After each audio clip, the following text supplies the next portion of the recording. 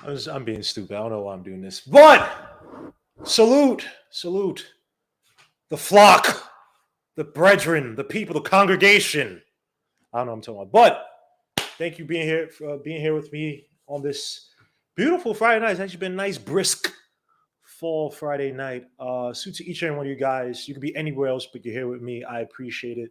Thank you so much. Here to talk about some stuff tonight. Talk about some New York Knicks stuff. Given that it is right now, there is nothing coming out Knicks wise. First and foremost, let me say rest in peace, Michael K. Williams of The Wire, aka Omar, outstanding actor, one of my favorite actors of all time. Obviously, I might get into the stuff that happened. He passed away. Let's put it like that. Here to celebrate his life in a really short period. My condolences out to him and his family. To his family, may he rest in peace. Extremely sad. Also, a very interesting week in music. Some duds of albums put out. Excuse me. I'm sorry, that Kanye West album was. Come on, son, stop. And Drake's album, I'm Too Sexy for My Too Sexy. Man, trash. But that West Side Gun. And by the way, someone put me on to Shwinny Poo of Strickland, which I'll get into a little bit. Put me onto this artist named Little Sims. Very so far, I just listened to the album on Spotify. She has some dope production. I gotta give it very, very good production. Little Sims is her name. But yeah, we're here to talk about the Knicks tonight. As you see the headlines, let me see you guys. Oh yes, Trae Young's on SmackDown right now at MSG. He's filming himself. But you know what? Suit Sincere, the genius, suit to Eugene Stanton, Justin L, my brother, salute. Monster Dushan, salute. Pudge Nice, salute. My guy, Pudge Nice. L Jordan, salute. Sherwin M, my training camp. We get to that. Obi and IQ, somebody performs it. I impress you. I don't know about all that. Oh, the Mets just do stupid things. Oh my Lord, the Mets do stupid things. Why are we so dumb? I'm sorry, my bad. Chicago African, y'all would have been 11 seed last year. But you're from Chicago. What were you guys against Chicago? What was Chicago? Does someone know? Can anybody tell me? Where was Chicago, guys? Kobe White, where did he get you guys? Chicago Bulls, where are you at? Where'd you guys finish last year? Oh, you were Garbaggio. Okay, my bad. Sorry about that. Let me see. Suit to the streets are buzzing. Salute. Yeah. How are you? You're a Chicago fan and you talking trash. How? Good garbage. You can't talk. D Cooler. Salute my guy. AZ Do or Die too is out. Yes. I saw someone put in a Twitter chat that I'm in talking about AZ season.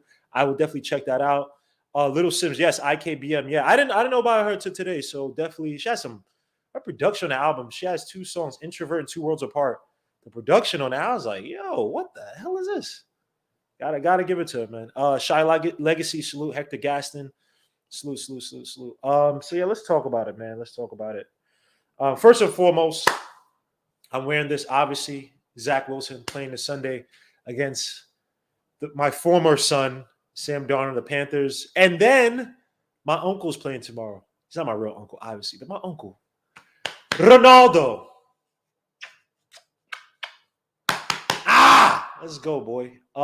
Anybody who's going to be in New York or is in New York, I'll be at Legends tomorrow if you want to meet up for the game. So let me know, or just meet me there tomorrow. You don't have to let me know anything. But salute to you guys. But let's get to it, man. So we're going to talk about this.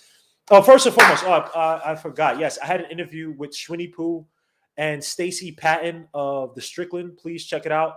The message I put up here earlier, but let me pin it. Let me make sure that it's oh no, it is pinned. All right, yeah, it's pinned. So please go check out interview, man. Really cool dudes. It was fun talking about RJ Barrett, talking about IQ. We talked about Mitchell Robinson, talked about the rookies. Stacey Patton and I both liked Nashawn Highland. He wanted Nashawn Highland with IQ. I said, if you get rid of IQ, get Nashawn Highland, because Nashawn Highland is my son. 6'3", but I think he was like 165, 170, so he's a lot smaller. But I think with Nashawn Highland, really good shooter, can attack the basket. I think better than IQ, in my own opinion, and can play Well, at least at VCU played. I think he was a better defender than IQ. Even on the NBA level, he's probably going to struggle given the lack of natural size. So, pause. So that's So it was a really cool interview, man. Please go check it out. We talk about a lot of stuff, and also please go check out the video I put on Mitchell Robinson. A lot of things I put on Mitchell Robinson regarding some of the things I think we take for granted regarding Mitchell Robinson. Salute to Kanal Ben Lawa. Salute, my guy. Hope everything is well. Salute. Bricks Nation, Ernesto with the texto. Oh, and I gotta do the what's the name for Ernesto? The shirt giveaway. I have the shirt right there, so I did not forget.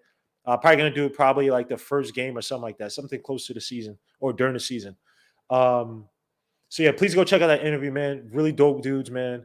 But before I even get started on the preseason stuff, on the training camp stuff, we gotta stop this crap with RJ Barrett, man. We really got to stop this crap with RJ Barrett. It's getting annoying. And it's not to say you have to like RJ Barrett, that you can't criticize. I criticize RJ Barrett. I know I call my son all that stuff. Okay. Chicago African, you're doing too much. You're doing too much. I got to put you in timeout, man. You're spamming the channel. Come on, bro. Come on, stop. May 4th salute. Knicks and 30 salute, bro. I'm about to put up the link. Just give me a few seconds. I'm just tired of stuff on RJ Barrett. The fact that we have a kid who's improved his efficiency, improved his true shooting. Now, granted, his true shooting could have been better if he finished better at the rim and other spots of the floor. But when you're talking about, obviously, three-point shooting, became a viable catch-and-shoot player, became a better playmaker. I'm not talking about just assists. Don't look at just assists. I'm talking about decision-making. Most teams would kill for a play like that. I've seen other teams kill for a guy like that. And it's, RJ Barrett's not an all-star. Who the F cares? Who the F cares? You know how many all-stars there were in this league that did not amount to nothing? That did absolutely nothing for the team. They just put up gaudy stats for your. Jamal Magloire was an all-star. Jamal Magloire was an all-star. Half the guys you guys praise in the NBA did not become all-stars. So what? Their third year, fourth year, some fifth year. Some guys didn't make the all-star team. I don't think Mike Conley made it this past season. Tobias Harris never made it. If you want to go old school, Sam Perkins never made it. Rod Strickland never made it. Lamar Odom never made it.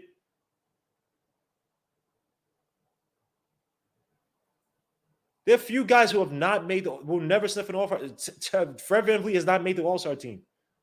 We got to chill on our players, man. Like, if you don't like RJ Barrett, point out the reason why you think, or a place where he can improve. And I would agree with you. But sitting here putting all these stupid, unnecessary burdens on him, like he has to carry this team. This team has been putrid for the past few years. Tom Thibodeau did a bang, and the front office did a bang job for them on the court. There's some things I have an issue with. In terms of, and Julius Randle, obviously, in terms of getting this team to where it is today. And we're still not even finishing. Y'all guys want to put all this burden on RJ Barrett has to carry this team? When we've been drafting so terribly for the past few years, those guys RJ Barrett had to make up for the sins of the fathers, of the father. That we have all those bad drafts. Kevin Knox, what is he doing? We're going to talk about him a little bit later. Frank Ntilikina is not on a basketball team right now. Kyle O'Quinn is playing in France, and Frank isn't. Who's picking up Frank? All those bad drafts. It's like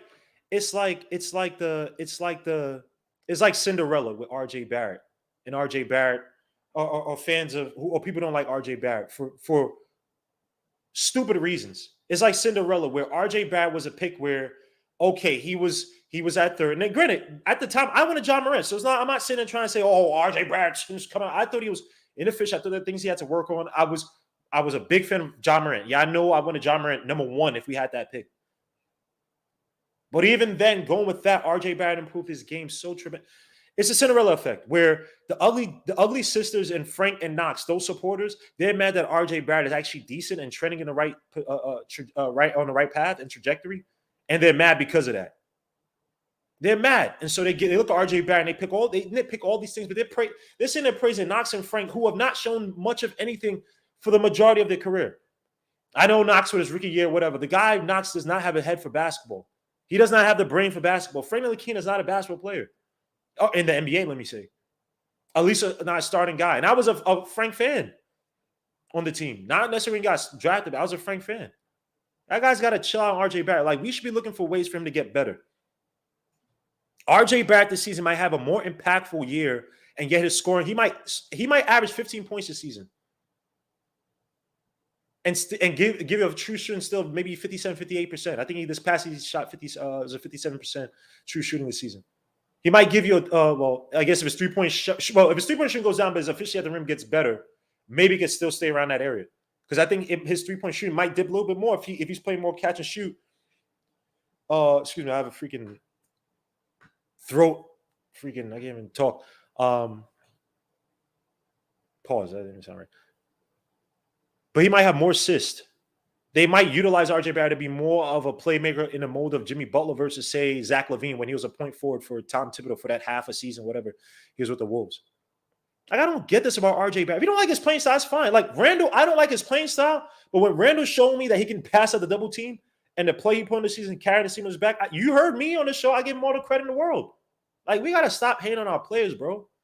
We acting like that one chick in high school who was butt ugly throughout middle school. Butt ugly freshman year. She gets pretty her sophomore year. Now she can't talk to no dudes. She's better than I'm better than that. No, you're not. You still ain't ish. I'm just going through puberty, but that's another discussion for another day. We gotta chill out with the unnecessary RJ Barrett hate. If RJ Barrett has bad games, judge him. But I've heard people say trade him.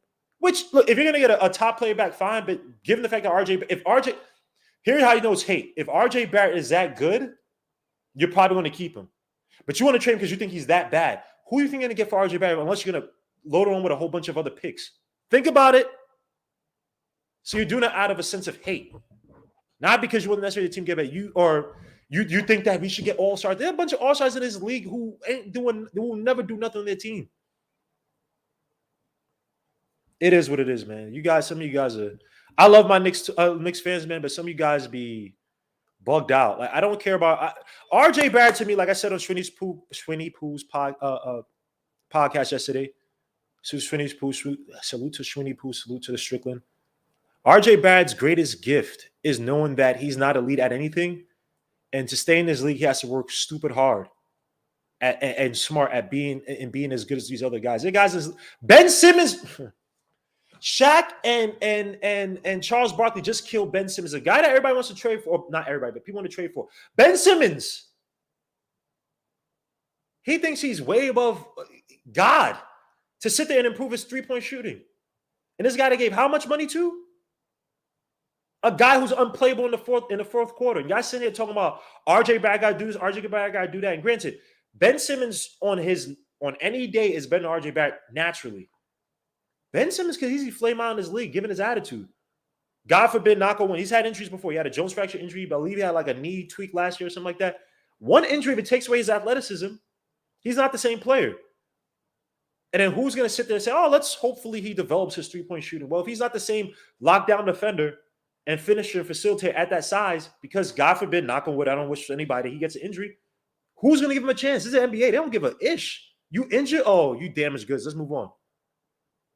So, look, I don't want to watch because I want to make it seem like I'm an RJ Barrett stan or something like that. I watch RJ Barrett's game, and there's nothing great about it. But you have to love the work ethic within his game to try to get better, and you see the progress. Think about this. He's one of the only players we've had in how many years where he has notable deficiencies, and he's gotten better at them. He had notable deficiencies in his game. He's gotten better at them, and we still kill him. He has to be an all-star. Just shut up. Like, Knicks fans, man, I love you guys, but some of you guys are just annoying, bro. And I get why other people say that we're annoying.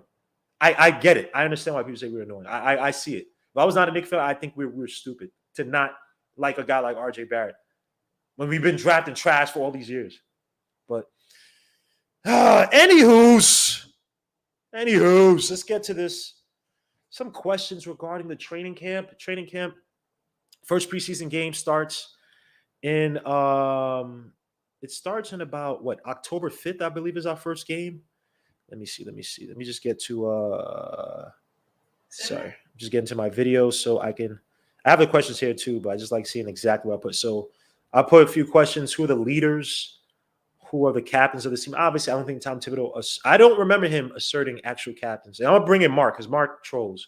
Mark was killing RJ Barrett for now. He switched from Randall to RJ Barrett. That's Mark for you. And by the way, Lahaim. I didn't drink yet, but it's Friday. You know what I'm saying? I gotta watch my son Ronaldo tomorrow. I gotta be up tomorrow early too. Sheesh. But I don't sleep well anyway, so it doesn't really matter. So, questions for tonight: leaders and captains of the team. Obviously, a lot of influx of players. You're definitely gonna have some guys that can easily take that role, that leadership position role. And I know it's not set in stone. It's not something etched to say this guy's a leader. And there's some things to say that they shouldn't. Guys like Kemba Walker, he's been through the mud. This guy in his first year with the Celtics, I thought he did a better job of conceding to his teammates than Kyrie Irving did in the year prior, despite the fact that Kyrie Irving is a way better player, more talented scorer, let me say. But Kemba Walker does have some flags regarding him, right? The knee thing is going to stop him from possibly playing in certain games. And players will see you and say, you're injured, how are you going to talk to me like that? In their mind, they may say, I'm not saying that they can say out loud. And he's had some issues last year with Danny Ainge. He's not totally guiltless because when Danny Ainge gave him that,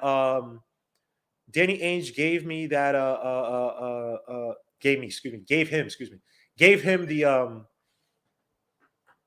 the I'm drawing a blank as someone saying, gave him the regimen to get his knee back. He refused it, tried to come back too early, obviously hurt himself or wasn't 100%. I think he handled that self situation a little bit bad, even though I think that the signs on the wall, the injury, it is what it is with Kemba Walker. And also he's a newbie. Evan Fournier is a hired gun. There have been rumors of him not having the greatest of attitudes with teammates. But it's been said that he's rubbed some people the wrong way just because he's a guy who just wants to win at any cost, obviously within the game.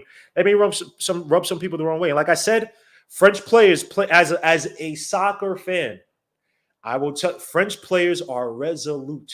When they feel like they know something, and I'm not saying they're cocky or what. I'm just saying you cannot move them off that goalpost. And when they're talented, you can't move them off that goalpost. So it is what it is with Evan Fournier. RJ Barrett, obviously a guy who you can easily say work ethic. He's great for the culture. He's a serious player, works extremely hard off the court and on the court. But he's still relatively young. This is a guy who, out of the whole team with the Knicks, he had one of the lowest, I think he had one of the lowest, not the lowest, but he had one of the lowest minutes in the fourth quarter. Right? Oh, sorry, he was at 8th highest at 7.1, but it's like he's like right in the middle, right? But there's some other guys who aren't here anymore, so like Austin Rivers not here anymore. But there's a guy saying, like, if you're not there in these late game situations, how could you be the leader? Like, who you lead? You know what I mean? Like, some people, you might have those certain questions. Who is RJ Barrett to say lead over a guy like Julius Randle? Julius Randle carried this team last season. He's the guy who basically was an offense last season. Right? But this is the first time Julius Randle's been put in a role where now he has talent, and now he has to basically pull back his talent or pull back his production from last season to still make guys better be productive. Can he do that? Does he have the mindset? Does he even have the temperament? I go back to that game 5 it was when Reggie Bullock, or game 6, or game 5, excuse me, Reggie Bullock got hit in the face or whatever, by it was a Gallo or whatever. And they acted a fool. I'm sorry. I know you could be angry or not, but we allowed the Hawks to get in our heads. And Randle was one of the bigger culprits of it. He wasn't the only guy. I'm not putting on the blame on that. You saw that infamous picture of or little clip of what's the name looking at him. Derrick Rose looking at him. Derrick Rose is another guy. Derrick Rose, older guy. Does he have the temperament to kind of lead this team? Now, granted, you saw many times when he came in the game, like the Sacramento game that we won in the Garden. He did an excellent job. He brought us back in. Did an excellent job of speaking to guys, getting guys in proper position, communicating. Excellent communicator. He's an OG. But he's also an older guy. Can he take on that Jason Kidd role? Remains to be seen. So there are a lot of questions, man, we got today. But I'm going to let some guys in because I don't want to blabber too much. I got questions such as what are the optimal lineups? What are lineups when we're in these tough games? Fourth quarter against the Heat, against the Bucks, against the Nets. What's your optimal lineup? Another question, 2 questions. And thank you, Shwinny Poo, because we talked about this yesterday. So credit to Shwinny Poo. I'm not taking anything. Please, guys, go subscribe to follow him on Twitter. Listen to the podcast. I'm not taking anything. We talked about this yesterday. We're going to talk about training camp battles. Mitch versus Noel. Can Mcbride get minutes? IQ versus Derrick Rose in case Kemba Walker gets hurt and someone needs to start. which guy you're going to pick. And we just talk about for right now. Obviously, things change. Things are fluid. Does Knox still have a chance on this team? A lot of people say no. I'd say no. Obi Toppin, what does he look like? Who are going to be the 4 guys that will impress Tom Thibodeau come training camp preseason? Last year, it was Kevin Knox and Randall because of conditioning. Before that, and the other 2 were IQ and IQ. Was it Obi? He said. And IQ, you say he's one of the best shooters. He's call him something like he's one of the best shooters he's seen in the league or something like that. So we'll get to it. I'm gonna let some people in. I apologize for pontificating. I'm trying to see what Guillermo tells. You know what I'm talking about, bro. I've seen you, Mark. You've been bugging out, bro. So I'm gonna let the guys in. Putting the link up. Suit to Anthony La Roca. Just let you know, Derrick Rose is younger than Steph Curry. Huh? Is he? T-Mac shot legacy. Nobody over. He just gets thank you. He gets bro. RJ Barrett gets unnecessary hate, bro. And if he was on any other team, we'd be, oh my gosh, oh my lord, that kid RJ Barrett is just. It's like, come on. It's like my mom, man. It's like she treats. When visitors come over, she's like, oh, you want something to eat? I'm looking, Mom, you're being nice to visit. Oh, it's like, yo, Mom, you used to. Soon as the visitors leave, man. I'm only joking. I love you, Mom. But I'm only joking before people kill me. Let me see. Let me just give a few shout outs. I see some people in the back room. Ethan slew my guy. So I sent the link. Ethan, join May 4th. And I don't have my glasses, so I got to look like this. Wacko Knicks Fanatic, salute my guy. John Talento, salute. Anudi25, salute my guy. Hector Gaston. That's not his name, but whatever. Re-UPS TV, salute my guy. RJ Nice, you are a hater. Me? Maybe you heard it wrong. I don't know. Will Salkin, salute my guy. Elijah Lies. Mcbride gonna take IQ spot. Don't get me riled up, bro. Chill. Let's try to keep it down, man. Let's keep the spirit down today, man. So let me let some people in. So we got Who's Mark, aka the number 1 RJ hater. We got my guy Hinton. Happy to see Hinton back. Can you guys hear me? Yeah, I hear you. Mark, can you? I don't think your volume is messed up, Mark. What's going on, to everybody in the chat? How y'all doing? Long time no see. Look at this guy. Look at him. Trying to make the grand entrance back over here. But yes, I'm very happy to see Hinton back here. Talk basketball. Tell us that everything we talk about is trash. I missed. Oh, nah. I'm only joking. That stern voice from Hinton. I'm in football mode. Wait, hold on. First of all, salute to Knicks in 30. Well, first of all, thank you for CeeDee Lamb. He did decent yesterday. Thank you so much. Despite those 2 drops in the beginning, Hinton. I'm a Jets fan. I'm not talking no trash. I feel for you, bro. I'm not mad. Did he just say the Jets? I'm not mad at the game at all. And who are you? And what's your team? Patriots? What did you just say? Who are you trying to insult? Who's your team? Who's your team? No, I'm the Giants. Man, the Giants, not no Jets. Oh my gosh. Is DJ doing something this year? Bro. Is DJ doing something this year? Bro. Y'all about to do something? Gangrene. Before we get to the preseason, is DJ doing anything this year, my guy? Bro. Right. I don't even want him on my team. Okay. So don't do that. I'm not one of those. And Kyle Wilson. Zach Wilson. Kyle Wilson was a bum-aid cornerback. Zach Wilson is better than DJ. No, that's a fact. I'll give you that. But y'all still not going to do nothing. And what are y'all going to do? Can Ingram block? Can he catch a pass? Our overall record is going to be way better than yours. You're not going to even be close to that postseason. Y'all not being the Cowboys. I know that for a fact. Y'all not being the Cowboys once. Y'all not. So y'all can sit here and talk all that trash because I got to give it to a Dak Prescott with a torn labrum, coming back from a torn labrum. Do what? 3 touchdowns, 450 was it? Or 400? What was it? 4-3. I think it was like 4-3 with like 4 touchdowns. He was going crazy. He was What going is crazy. DJ doing I give it to him. besides throwing on his back foot when he sees pressure from the Bucks? What is DJ doing besides throwing interceptions in crunch situations? Because he looks like Eli Manning. Man, y'all got Galladay, who's never What healthy. is your team? Who is your team beating? We're beating some teams this year. We're beating the Dolphins at least once because I like Jalen Waddle, so I might be a little bit scared. And their defense is actually decent. We're beating the Patriots at least once. We're beating the Saints. I don't. Jameis Winston is not. He's good, but he's a head case. Who else did I have us playing? Oh, we're beating the Panthers Sunday. Come on, stop. Who else we have? Who else we have on the schedule? Damn, why am I messing this up? Colts we're losing to. Colts are freaking good this year. I gotta look it up. I had us at like 7 wins, which is fine for a rookie quarterback, Zach Wilson. Okay. Anyway, we'll talk about this later because Hinton looks like he wants to talk basketball. You got to get Hinton riled up, and then he'll talk about football because the way he was slinging them things on all y'all bum-aid Giants fans. I'm gonna just wait. I'm gonna let him cook up a little bit, but let's get to this training camp stuff. And salute to Ethan in the building as well too. Salute my guy. What's up? First of all, I apologize. Please, Nixon 30, please shout out your podcast. Let everybody know where they can find you, how you move, what your podcast is all about.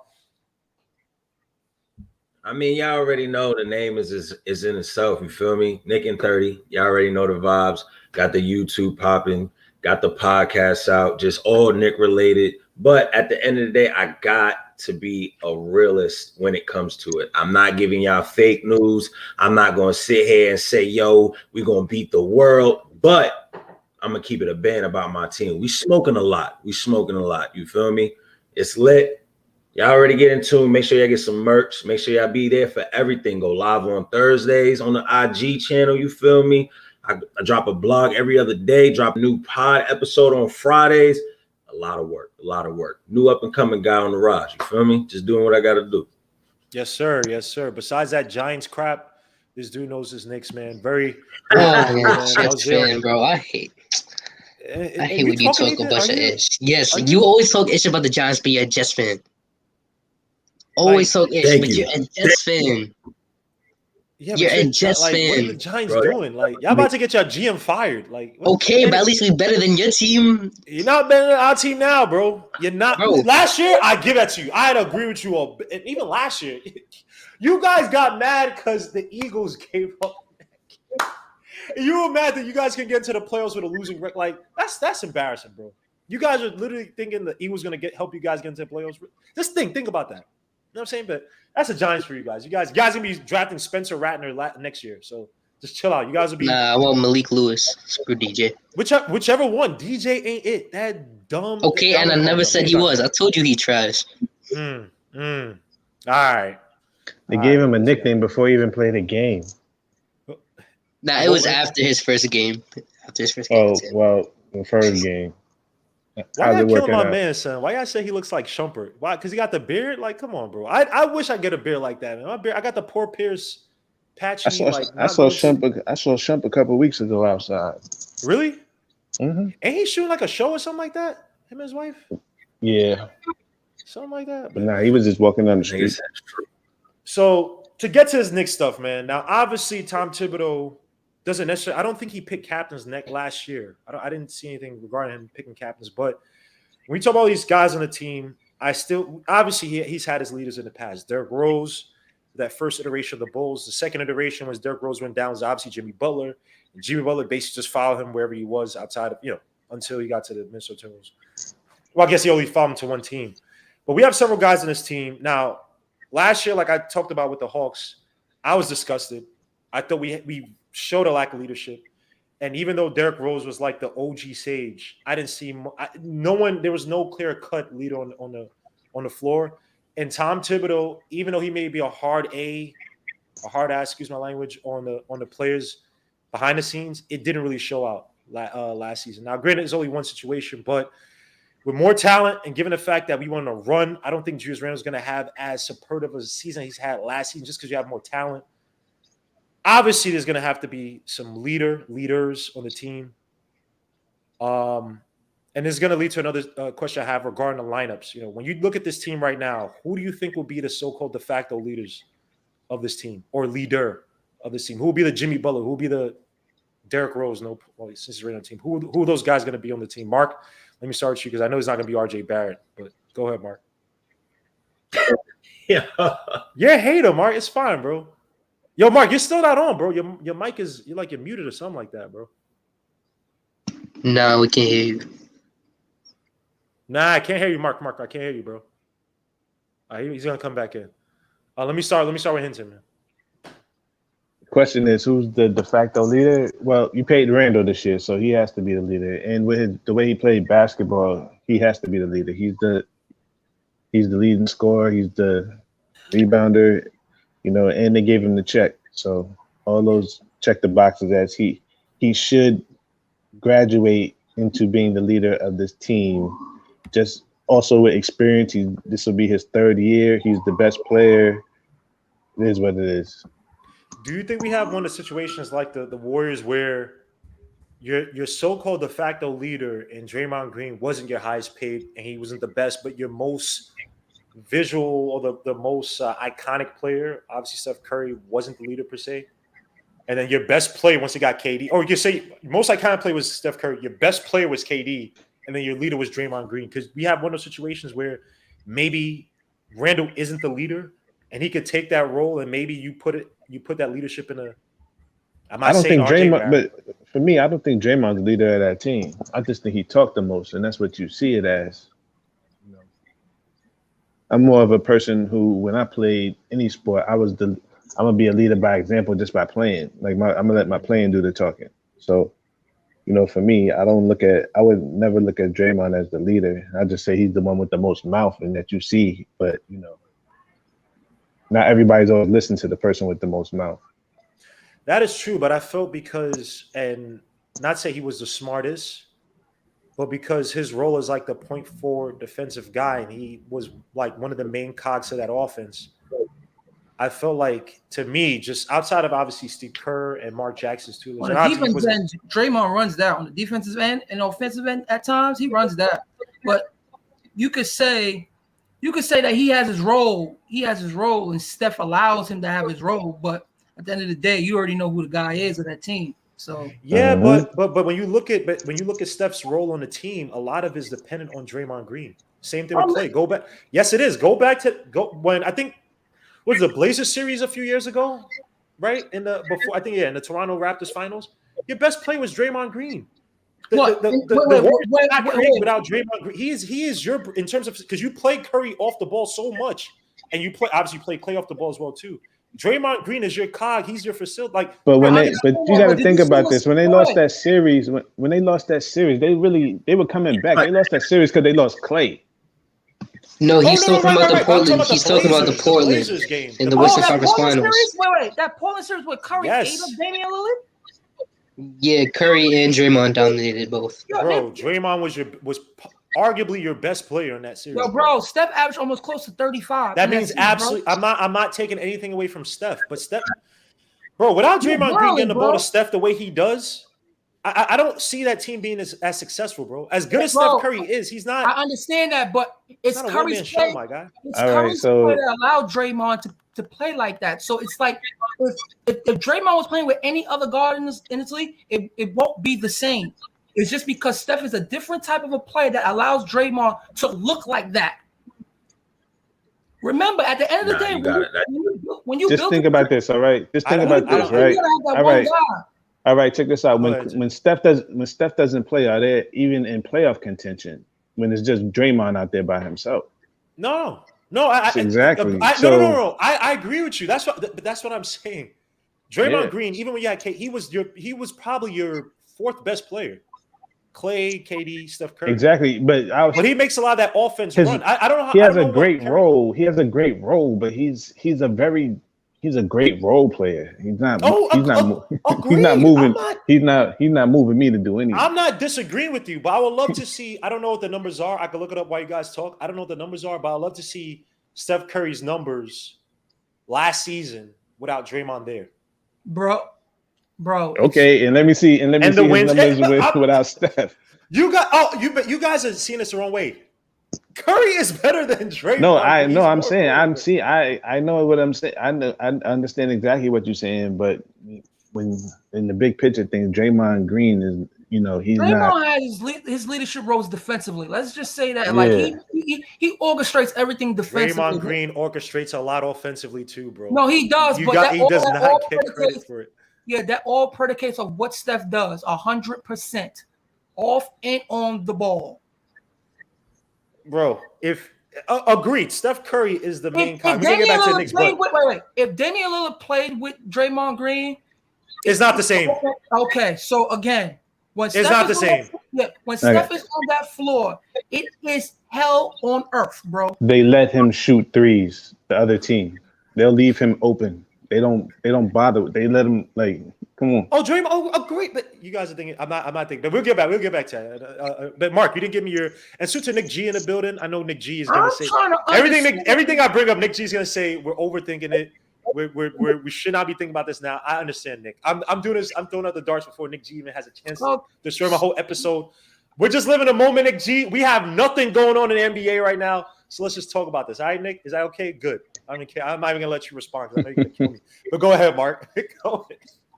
So, Mark, who is the so-called who you establishing as so-called de facto leaders on this team? And I'm gonna get because I want this to lead to a rotational question. But for me, ahead, right? I want to say Kemba, but I can't because there's some things that he got to show and prove. But it's you paid the man, Randall.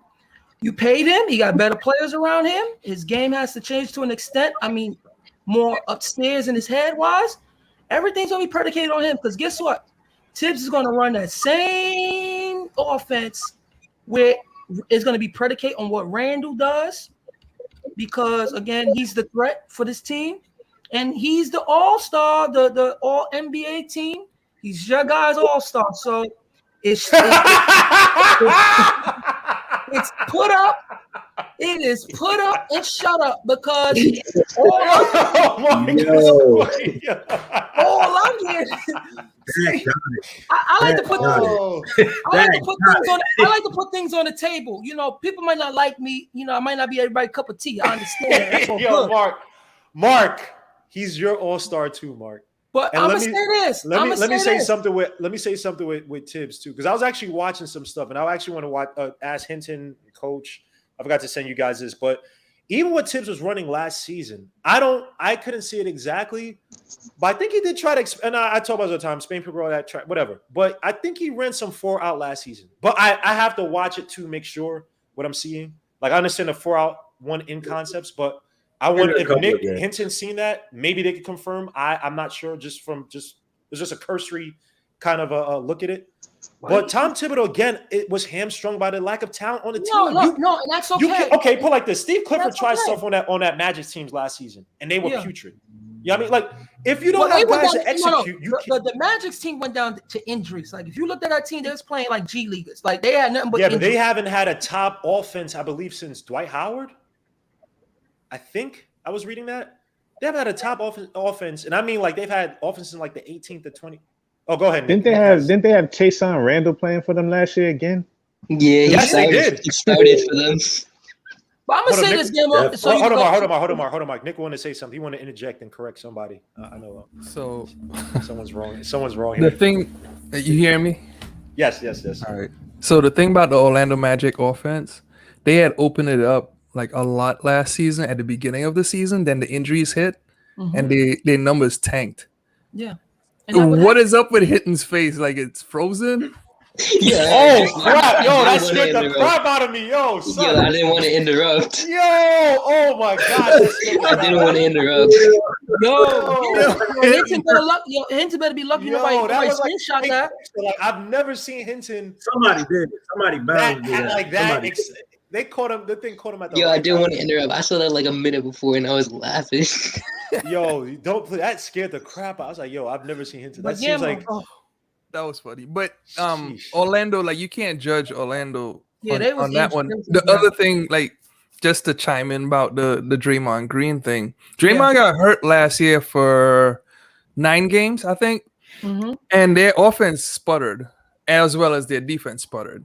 But at the same time, when Curry was hurt, they lost a ton of games and they actually came out of being in like playoff contention. But when he came back, he was playing at such a high MVP type level where he was averaging somewhere around 30 something points. 35. Everything came back up, like their wins, everything started to go. And of course, in addition, Wiseman got hurt and they got better. And this remember in the beginning of the season, they actually changed their offense to actually accommodate why they were running a lot more pick and roll for Wiseman, and it just wasn't. And they had very shaky results in the beginning. They just they ran a lot of pick and roll. They went right back to the option, to the motion. They went right back to just basically Curry because it's what they do best. I mean, over the years. And I'm gonna just do one more thing about the 4 out. I want to do a video on that. If you want to like collab on that one, that's cool. But the 4 out, 1 in. I think that's the offense that we go with next season. If you look at what worked with Randall in New Orleans, it was a lot of Randall at the 5, screen roll, and make a decision. I think that's one of the things that they have to do. It'll be like a modified version of what you were clamoring for, Guillermo, in the playoffs with the triangle and all that stuff like that. So. I was watching. I'm not saying you were right then because we disagreed, but you know. Hold on, Nick G. Wait, hold on. So Nick didn't want to give my. It's okay. Look, I've already went to the future. I've seen it all. I'm just here to tell you guys what's the right thing. Once it comes through, it's fine. But Nick G. I'm only joking, by the way. But Nick G, I agree with you. So thank you for confirming that. It seemed like we were running a lot of it. It just ended up to being Randall in the post and then kicking out to other guys. But if you watch a lot of what the Knicks best offense is ran by the bench. Yeah, it had the highest offensive rating. Our bench has Nick G. You know what's the problem? Offense. Hold on, Mark. Go ahead. By the way, Mark. just to point out, Draymond Green last season off the court, the offensive rating was 105.2 for the Golden State Warriors. On the court, 116. Like we underestimate many times. Granted, Curry is 10 times better than Draymond Green offensively. But Draymond Green, the passing, and it's not just to Curry. Like I don't know the exact word, right? But Nick would know this. Where literally it's one, like it's the screen, but it's like they split off of each other. So it's Curry going one way, and that brings off the and the screener goes the other way. The screener comes down to the basket. But let me say that Draymond Green finds that pass each and every. Go ahead. Gmo, but let me say this though. He always finds that pass, but the only reason that the screener is wide open is because of Curry's presence on the court. I agree, but hold on. But you know what though? Go back to certain games where Draymond Green, where it was other guys like Oubre couldn't make that pass. He couldn't. I'm just saying that the biggest part of that was. You guys got to remember too that they play with a high IQ basketball team, and that's experience. So when he's off the court, they should average more points. You got to remember all those like. What's the guy number 95 and Poole and all those guys? Toscano. Yeah, those guys are still. He's from the Mexican. He's played in the Mexican league like that, and then he was good last year though, Hinton. Yeah. But what I'm saying is that they still got to learn the offense. Draymond's been there forever. Curry's been there forever, so they should average more points when they're on the court. That is true, but if you look at it's just like for us. What did I always say about us? Our first team offense. That's not a high IQ offense. That's not a high IQ basketball team, which is why the bench scored more points. But here's the thing, though, Hinton. When you have the spacing was better. When you have a team that has a championship pedigree, right, and you have smart players or high level players like that, I think that when you bring on so-called role players like Poole and Toscano, not saying anything bad about them, they kind of elevate their game, or like they have their defined roles and they execute their roles like to a high T, right? Like if Toscano Poole went to like say the Magic, they would not have even if they averaged the impact wouldn't be the same. And a lot of that still comes from Draymond. It was Oubre last season. They were I forgot the assistant coach on the Golden State Warriors, but he said Oubre made one mistake where he was supposed to make a certain pass, whatever. He didn't. It was Draymond Green who's teaching him the offense and tell him, you got to do this at the right time. Blah, blah. He should teach him the offense, though. But that's what I'm saying. But Draymond, what I'm trying to say is that Draymond Green. No, Draymond, we know what you're saying, but when you're talking about what they do and how they do it, it's primary of what Steph does. Of course. I'm not taking that away. I'm just saying there are a lot of guys who can't just come in and do what Draymond Green is doing. No, let me tell you something. When it comes to Draymond Green, He's one of the top playoff performers I've seen in today's game. When it's talking about I can rely on, I trust to do things, I think Draymond is excellent. I think Draymond is the excellent role player I've seen in years. Let me get to Ethan. Oh, so I don't know if you heard regarding the leaders on this team. Who are you establishing? Who at least who do you think will come out of training camp? Can I say something about Draymond Green before I go back to the leaders? Okay, I was just saying that you would bring up Draymond Green on the offensive end. I just think that they had a top 10 defense last year, if I'm right. Yeah. Weren't they top 10? Yeah, that was all Draymond Green. He's one of the best. He has the best pick and roll defensive IQ in all of basketball. It's not even close. Let me say that. And then when it comes to the leaders, Randall will probably be first unit, D-Rose will be second unit, and Taj will just be the leader off the bench. Okay. To me, it's Tibbs, man. Like when it comes to that team, it's just Tibbs. It's a Tibbs team. When people hold on, Mark. And we're gonna get to this question. Hold this question. I'm gonna talk about rotation, but Nick G, give me your ideas of who you expect to establish themselves or be established as the so-called leaders of this team come out of camp. And I know Nick, I know what you're gonna say. Just indulge for a little bit. No, I actually was gonna agree with Mark on that one. Tibbs is too much of a control freak. Per se, I mean, Randall, of course, is going to be like second in command, but Tibbs is going to have his hand all over this. Like, I think everyone has a bad perception or the wrong perception about Tibbs because I did some research on Tibbs, man. It's like it's some different stuff that I hear about Tibbs. Like the idea that he actually studied with Daryl Morey. No Daryl Morey. So but he just takes a different approach to being efficient because Daryl Morey is really about efficiency. Everyone thinks it's about the three. And if you hear Tibbs speak or teach basketball, he always says, take the right shot. Not so much he still encouraged guys. And then not to mention, he has a degree in freaking counseling. Oh my God, there's so much stuff we could tackle. Frank There's Ntilikina, no other coach that could have done last year. Hold on, Mark. Let Nick finish. The idea, man, let me just hit one thing. The idea that a guy who has a degree in counseling couldn't boost the confidence of Frank Ntilikina. Think about that, Frank. Oh my! How did you bring this up? Think about that. Did he kick himself off? Yeah, I think he did. This is a Tibbs team, man. Timo got so excited he kicked himself off. He's not that polarizing to be the leader. People make Tibbs out to be like this archaic. This guy actually goes to Sloan Conference and teaches like offenses and stuff like that. And new coming coaches love his stuff. So like, I'm just saying he's a very high level coach, but he's always going to run his team based on his talent. That's why I don't ever think that it matters who's on his team. He's like Chip Kelly, to be honest. He doesn't care who's on his team. He's just going to run, I would classify him more, and I would agree, but I would say he's more like Bill Parcells. I can say that. I see that. Yeah, that's more accurate. Yeah, because Bill Parcells, he's the after the Giants, he became like the guy who establishes like the foundation. Exactly. Right. And this I had not an argument, but I had a debate on Twitter, and they said, "Oh, he doesn't develop guys," and I'm like, "Well, actually, if you think about this," and I had to come around this because I wasn't the biggest fan of Tibbs before he got hired, and it's like, well, if you think about the lack of development, a lot of these guys receive from high school, AAU, college. The simple fact, like I was talking about this with Srini Poo yesterday, the fact that when you think about like Mitch Robinson, for instance, right? Think of the amount of the lack of tutelage he got just on basic setting a screen. Mitchell Robinson, get this, he ranks in the 90th percentile in pick and rolls, and he can't set a screen, or not as he can't set it his life, but he's terrible in setting screens.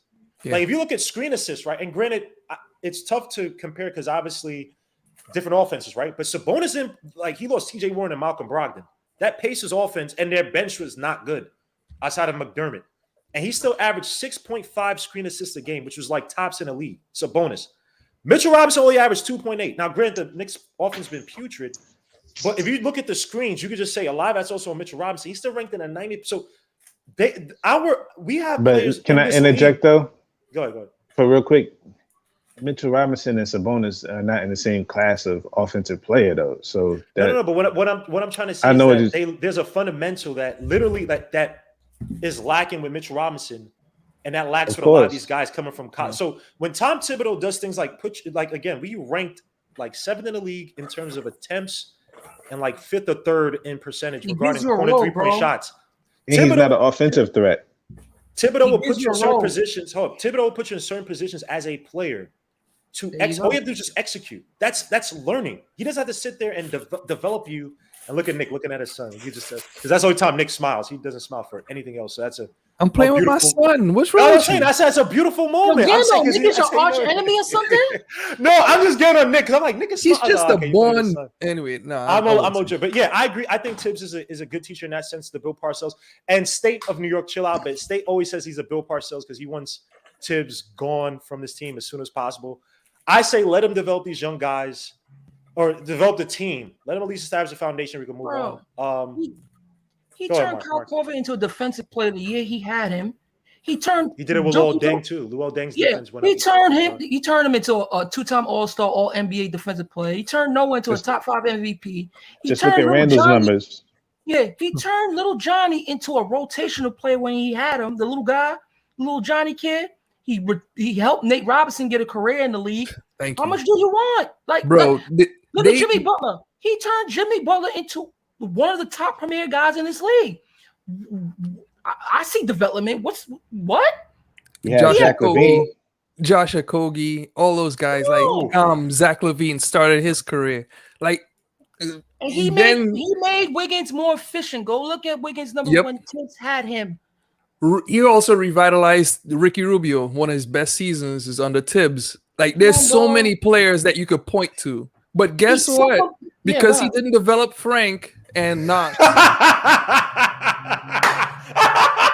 No, I'm going to take as many shots as possible, man.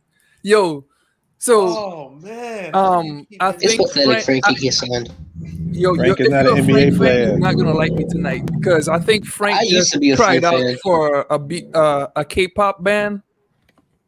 Oh my gosh! And I think he Frank might get on a NBA K-pop player. band. Frank better be a full-time model. Frank, you guys are killing it. Look, K-pop, bro. K-pop. But you can't look. Does that mean Fashion Week pictures?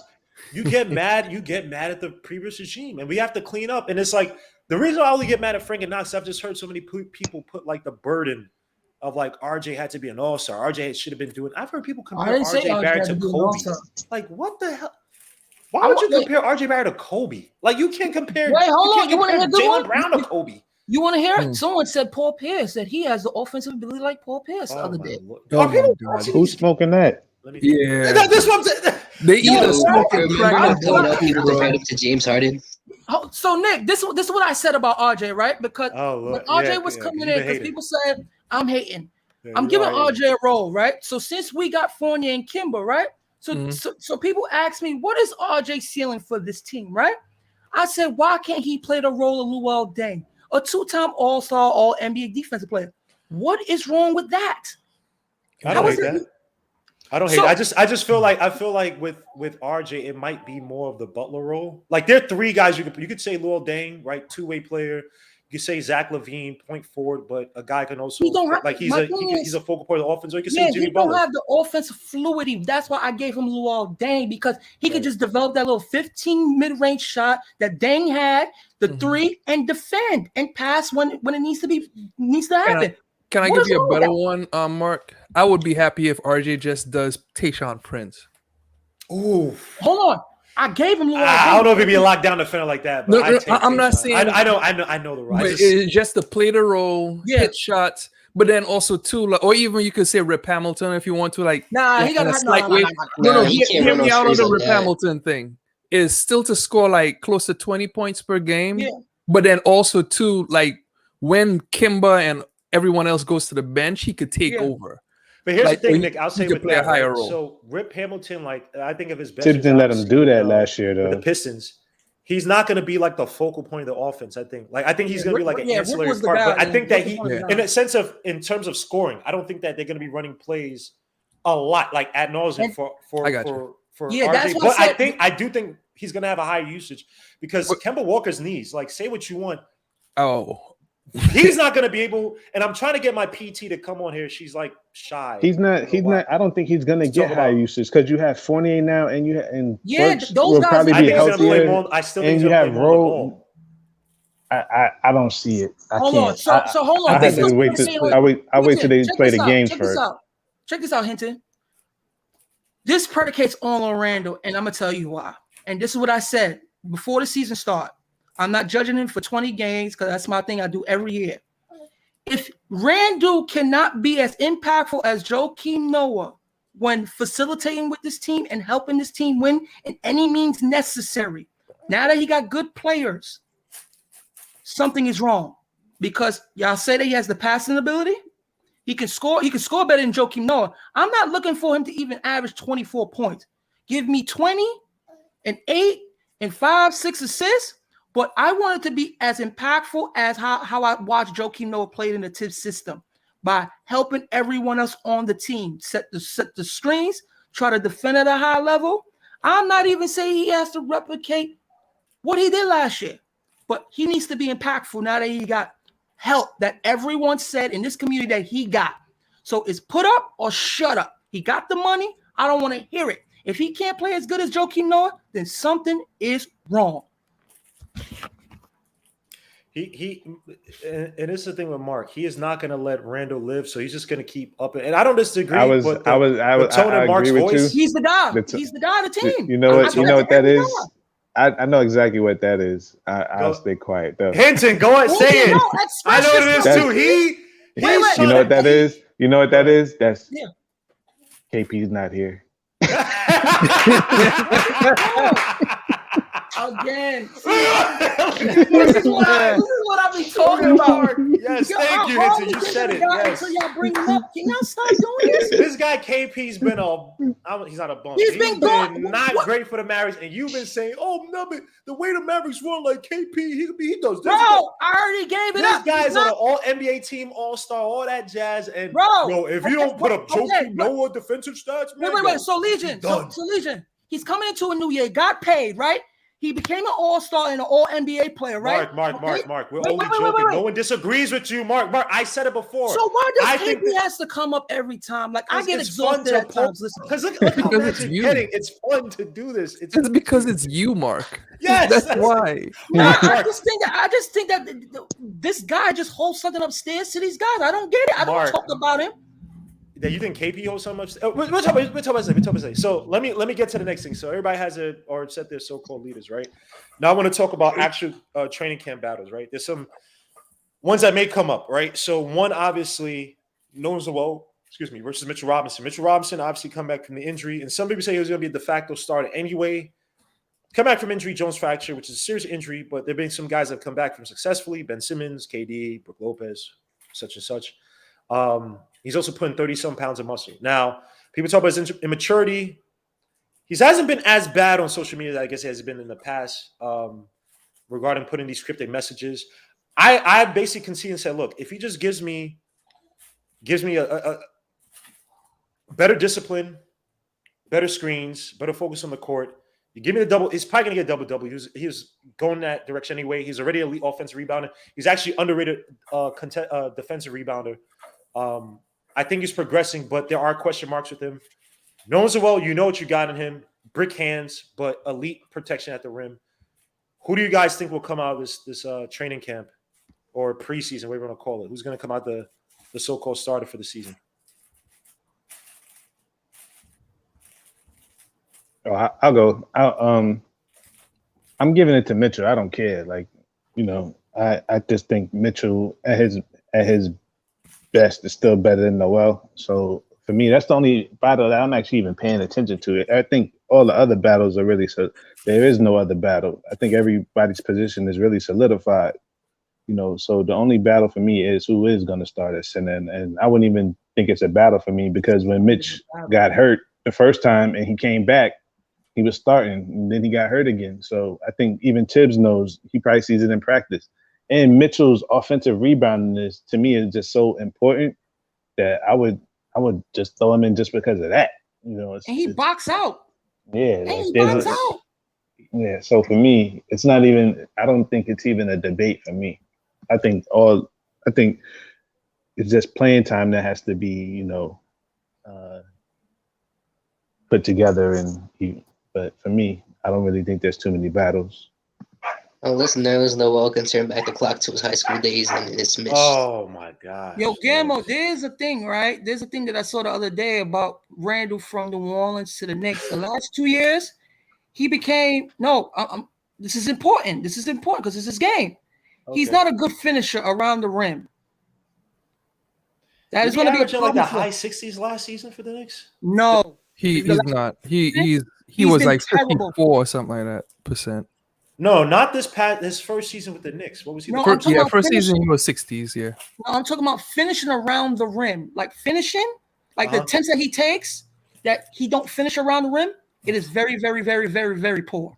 Yeah, it's 6'9". That's why. Yeah, if he's not dunking it, then it's an issue. Double pump. And he doesn't stay. He wasn't in the paint nearly as much last season for like those just easy dump down bully ball shots. Yeah, but it was a post up and then trying to force his way between. Yeah, prior to the Knicks, his game was more inside, is what I'm trying to tell you. Yeah, his first year with the Knicks, he went from 36% around the rim to like 16%, something like that, like 30 to the 10s or something like that. So what I'm trying to tell you is that, right? We got Kemba now, right? What I'm trying to say is that I would like him to play more downhill with Kemba off the pick and roll. It'll be better for him. But is he going to do it because he's been so jump shot heavy now lately? I don't disagree, but I think the guy's going to probably be Mitch to playing that pick and roll and away from Randall. No, that doesn't make sense because you need to hit the short roll because Mitch thus far hasn't showed that passing ability off the short roll. Or the shooting threat. Randall has the shooting threat, but you still want to see him play more downhill because he finished much better coming down here compared to him setting himself up and trying to bully ball. It's not good. That's what I'm trying to say.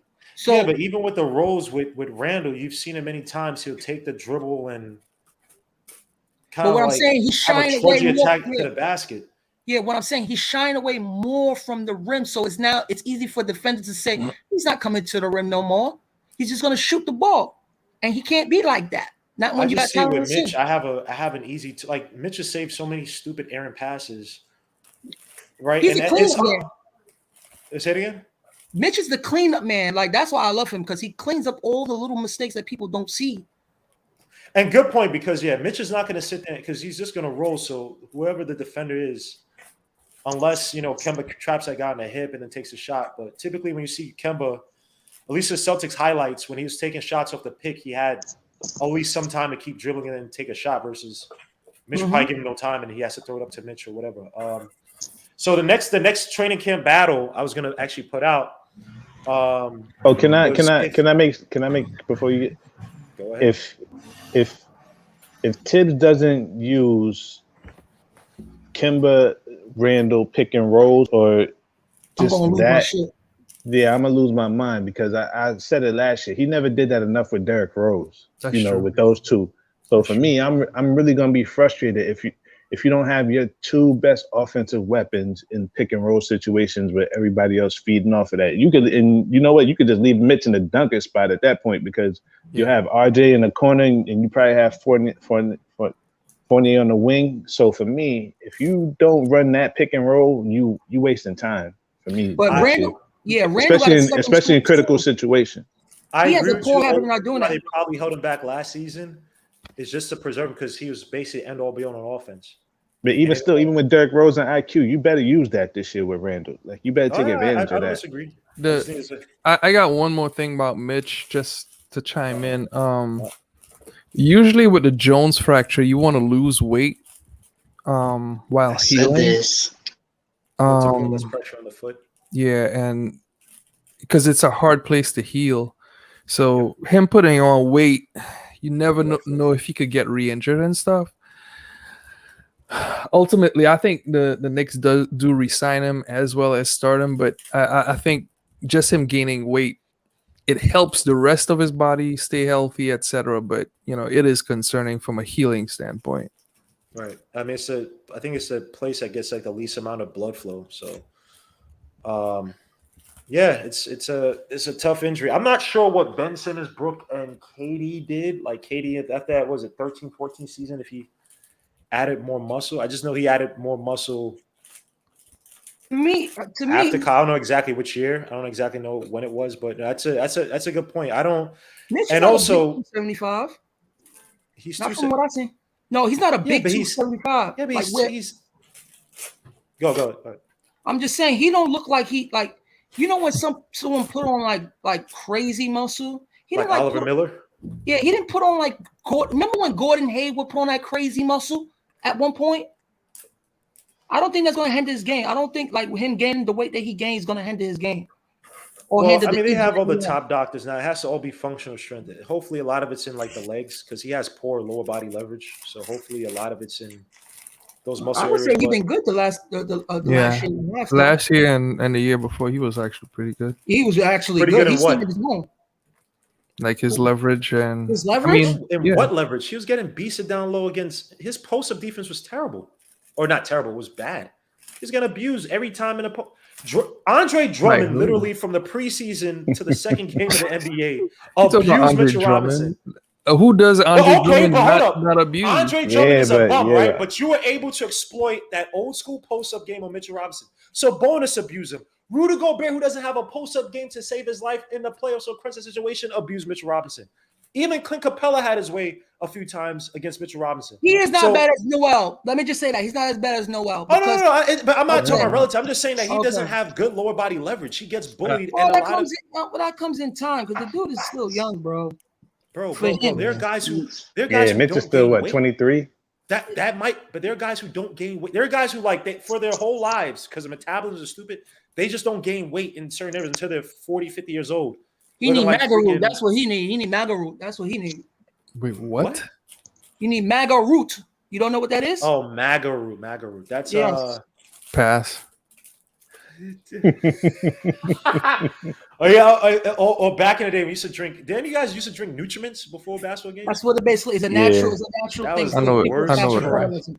That was the worst trash. I don't know why people drink. It's like sweetener. It's all sugar. Yeah, it's like sugar milk. It's the dumbest thing. It tastes great, but it's the stupidest thing to drink. But the next what's name I want to get to now? This is a conditional one. If Kemba Walker, and we discussed on Srini Poo, so salute to Srini Poo for bringing this up. If Kemba gets hurt, knock on wood, and he's out for an extended period, who is that point guard coming off the bench to start? I want to take this one. Go ahead. I want to start off, please. Yeah. I would say Deuce. I'm joking. Go ahead. Sorry. No. So I would actually start IQ from the beginning of the season. Wow. That's why I wanted to go first. Over Kemba. Hear me out, and I'm gonna use it's either of two scenarios. Start IQ, and just relegate Kemba for a closing role, much like IQ was used last year, as well as Derrick Rose, if you think about it with the timing and all that stuff. You basically replacing Elfrid Payton's minutes, what he started off the season with IQ. So by the time the end of the game, Kemba is closing. Or much like what they did in New Orleans with Billy Donovan and Chris Paul. Chris Paul played on average like around 26 minutes per game. But then pretty much the third quarter, he just rested. There were like all kinds of different things to look at the way they twisted stuff out. But Kemba generally took on that MJ role where they closed out the last 9 to 6 minutes per game. So I want Kemba to close. He has to. But I don't mind. Even if Kemba starts, I think start means nothing to me. I think it's all about who finishes the game. If Kemba is the closer, then it puts us in a better position at the end of the game. Plus, it allows IQ to develop. There are many other players like San Antonio did stuff like that where Ginobili never started. Other people started ahead of him, and James then Harden never started and he finished games. But he finished the game. It's all about who finishes and closes it out. I would say this with Kemba. I want Kemba to be healthy in the playoffs. You play Kemba the first 5 minutes of the first quarter, then you bring him in. Personally, I'll bring him in with the second unit, like the second unit. So Mark, wait, answer the question, Mark. Who's your if Kemba Walker if he was injured, who's that first point guard you're bringing off the bench to start? I'm gonna have to put D Rose because that's somebody I could trust that could do competent things at the time. But you're gonna also have to manage him. So you can't put quickly is like a quickly is not one. He's not a for sure thing. So again, we still have to see what he's gonna put in work. I'm not doubting the kid. I think the kid has toughness. His confidence is there. So I don't really worry about him.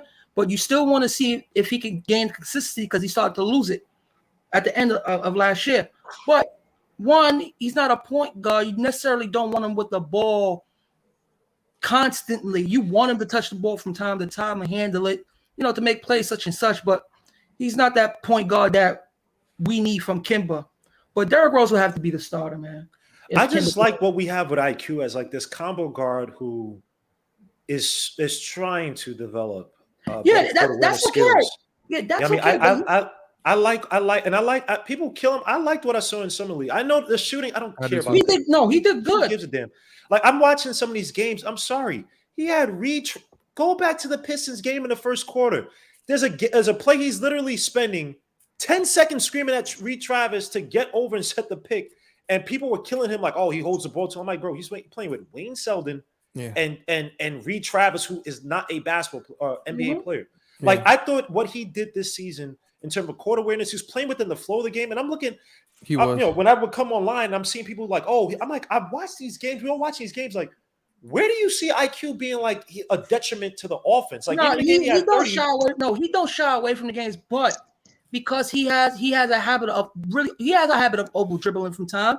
You want to limit. But bro, if you saw. No, I understand what you're saying, but even besides that, he still has an issue of doing that from time to time. I'm not saying it's like it's super it's that bad. My biggest issues with IQ are him dribbling to his left because his left is very weak and a mid-range shot. And then court awareness is probably third because to me he's a three in a drive. He don't really have a mid-range game. He really if he provides me the 2-3 assists and like whatever the 4 or 6 potential assists, something like that, where he's making the right play. That's fine. And Tom Till's a very heavy on the ball offense kind of guy. He's going to get the picks. He's going to get action on the ball. That kid got spunk, man. That's fine. That kid got spunk. And Derrick Rose to me, he's just a smarter player in that. He's just a more. I don't say smart. He's a more. And again, he fits. He's a how can I put like contextually he's smart. Like he knows how to control the pace. He knows how to play with the starting lineup versus he's a IQ. Basketball player. Like Derrick Rose is a basketball player. IQ has to still find the spots, but he's getting better at it. But let me get to Hinton. Hinton, I don't think you've answered. If Kemba Walker got hurt, who's your guard that you have in a start for? Just say Deuce, man. No, I'm starting IQ. You starting IQ? Because Derrick Rose has his role in my eyes. Derrick Rose is the sixth man on this team, and I'm keeping him there because he wears down and he runs out of gas. He's too injury prone. So for me, you keep him right there. He knows his role. He's going to get you 14, 15 points a game doing that. And you just move IQ up, and that's just what it is. Keep Derrick Rose right where he is. He doesn't need to change anything. Here's to the point you said before, and I guess now I don't say I'm trapped, but part of it is that if IQ comes in, right, and Tibbs likes his guards to be versatile, right? This is where RJ Barrett's usage comes into play. Maybe he's not the scorer type, right? But he's a guy facilitating, especially off the dribble, kicking it out to guys because I'd rather have IQ do what he does best and then provide a little bit more facilitation versus try to force him to be that guy. And granted, Tibbs doesn't necessarily run that with all his guards, but I like what IQ provides me. I'd rather RJ Barrett average a little bit less, and he's kicking it out to guys with a dribble drive kick out to guys like IQ, Randall, Fournier, whoever it may be. Who's over. You saying RJ, but see, let me say this. You saying RJ, but see, that's where Randall comes in. Yeah. That's where Randall's bringing the ball up. And that's where you know what, if Fournier gets a rebound, that's where he's gonna be bringing the ball up. Like the one thing I will say that RJ's aggressive when he has the ball, but RJ's not aggressive at going to get the ball. Yeah, it's true. You know, and doing what? Yeah, so he had if he wants, go get the ball. You know, for me.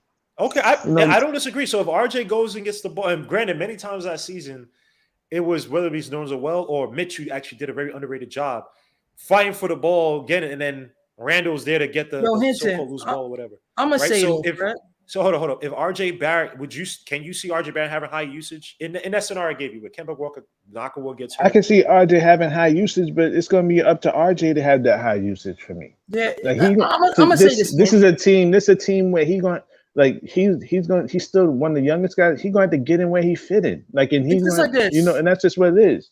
It's just like this. You can put it like this. If Tatum played with Haywood, Jaylen Brown, and Kyrie, and he still stand out, that's that guy. RJ has to stand out. He has to sometimes play better than Randall for the way we want RJ to be, and for his potential to get there. Sometimes he has to. Yeah, you're going to have to say. But see, you got to push him off and be like, "I got it." Yeah, but hold on. But this is the thing. But see, this is the issue we ran into somewhat last season, and you guys brought this up. It's like, if we don't have a de facto leader on the court, right, to say, no, he has a rock, get it to him in this position, right? Now we kind of have a dog-eat-dog world, right? Which was last year. But you still have your leader. Like Randall's still your leader because that's what he does. Are you okay? Okay, but here's the point, Hinton. There are a few times last season, like the Celtics game I always bring up, where it wasn't time for you to be the alpha dog and you to get yours. It was for you to get the ball to the hot hand. Because you were not hot that game. You went 7 for 23, 7 for 26, whatever the hell it was, while RJ was 6 for 6 from outside, right? An alpha dog is saying, I'm going to eat mines regardless. But a smart player is saying, no, we're trying to win. Get it to the effing hot hand. Forget all this alpha. I don't give a damn. Get it to the hot hand. You know, right? That's a two-way street. That's what I keep telling you. But that's why I say, Hinton, is like, I rather, if you have that de facto leader, and I want my leader to be smart and to understand the game on a 3, 4, you know what? Then that's where Tibbs is like, hey, get out the way and go get RJ the ball. Like, yeah, but then again, Hinton. But Hinton, is he gonna do that? Hinton, when you're that guy, I can see Fournier and Randall having problems because of that. Hold on, one at a time. When you have goals and aspirations as a player, because every player do it, especially if they see themselves in a different light, they do it regardless without a coach telling them. So sometimes it's like this. As great as Wiggins' offensive skill is, that's his only thing. That sometimes like I was watching Golden State. There's times where they was like, yo, Wiggins, it's your time. Like sometimes the game said, yo, it's your time, and you just wouldn't take it because sometimes it's just not in that player, or that player don't feel like they are on that you can reach that echelon. It's on the player sometimes for him to say, give me it, and I'm gonna go get it. Not like say, give me it, but when the time calls, it necessarily shows. Because if Randall's not going off, if Kemba's not going off, and then Fournier not going off, who's left? Who's left on the court that can score? No, but here's the thing, Mark. Here's the thing. I get what you're saying, right? And that's great. Like, we're not championship level yet whatsoever, right? It's not championship level, though. There's still development that has to be done, right? But I like higher IQ play, man. I love watching. I love watching some of these elite teams concede to players who are hot at the right time. No, but it's not. Look, I understand what you're saying. He takes the moment, though. The thing is, right? Look, if you know you're that good. Hold on. That's if you said Tatum, right? But Tatum many times was accused of doing that. Go back to the bubble.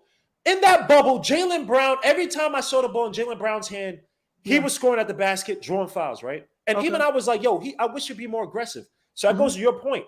But Jason Tatum, who's probably going to be one of the top 2 players, probably a dark horse MVP in the next 2, 3, 4 years, whatever it is. When you talk about high level play, and rest in peace, but that year before he studied or he worked with Kobe, and you know Black Mama don't give a F about nothing. But even Kobe would he would probably tell me, when he's like, that's not smart play to say, yo, go out and get yours. I'm gonna say this about Tatum. He did go head to head with LeBron. And he was taking it to LeBron that year. I understand, but sometimes it's better to work smart than hard. Me going mano y mano is not necessarily smart basketball, bro. Okay, but that's what young players do, regardless of anything. They're gonna make mistakes, but you want to see him take the moment when it. I understand, but Randall's in what his 8th year? 8th year. When is the? I'm not saying it's not there, but this is what I'm talking about with the mental growth of Randall, which I think is the biggest step. That's as big as Achilles heel. That's all I complain about. No, Mark, you complain. You know, with Randall, you just don't want him. I always say the dude do not pass out the double. He don't see players when it needs to be seen. I never. So then why the hell are you, Mark? Why the hell are you arguing with me? If I'm saying that I want Randall to take the. That's what I'm saying. I never argue that. No, I never argue. No, but what I'm trying to say is that it's not, and I'm not even arguing with nobody. Me and Hinton, or whoever else, we have a difference. Like I agree with you guys saying that RJ has to want to have it. Yeah, I agree with you, but it's like. When is that going to come? When I just hope it's. We're all hoping that Randall takes that. Well, he has time, so I'm not judging RJ. I'm allowing him to do what he do. It just takes time, but you do want to see. You do want to see it when nobody got it, and he's the one left on the court. Go and take it, because sometimes you yell at your team like, "Yo, RJ, just go get the ball. Just go get the ball." We all do it. I pray that happens. But here's the thing too with RJ. I just want smart play. I want when I watch Jimmy Butler, it's not fair. Now, granted. Because people are gonna kill me for what we had. I didn't think it was gonna be right for the Knicks. I just thought it was gonna be awful for that. I just thought it was gonna be bad for that team. RJ take bad shots. But what I'm saying is that Jimmy Butler. Go watch Jimmy Butler where he keeps his dribble to the last second. It's like he scored. He's almost saying like that CP3 kind of. I'm only scoring because it's smart and it's necessary within the context of like that play within the game. That Jimmy got a steady hand compared to RJ.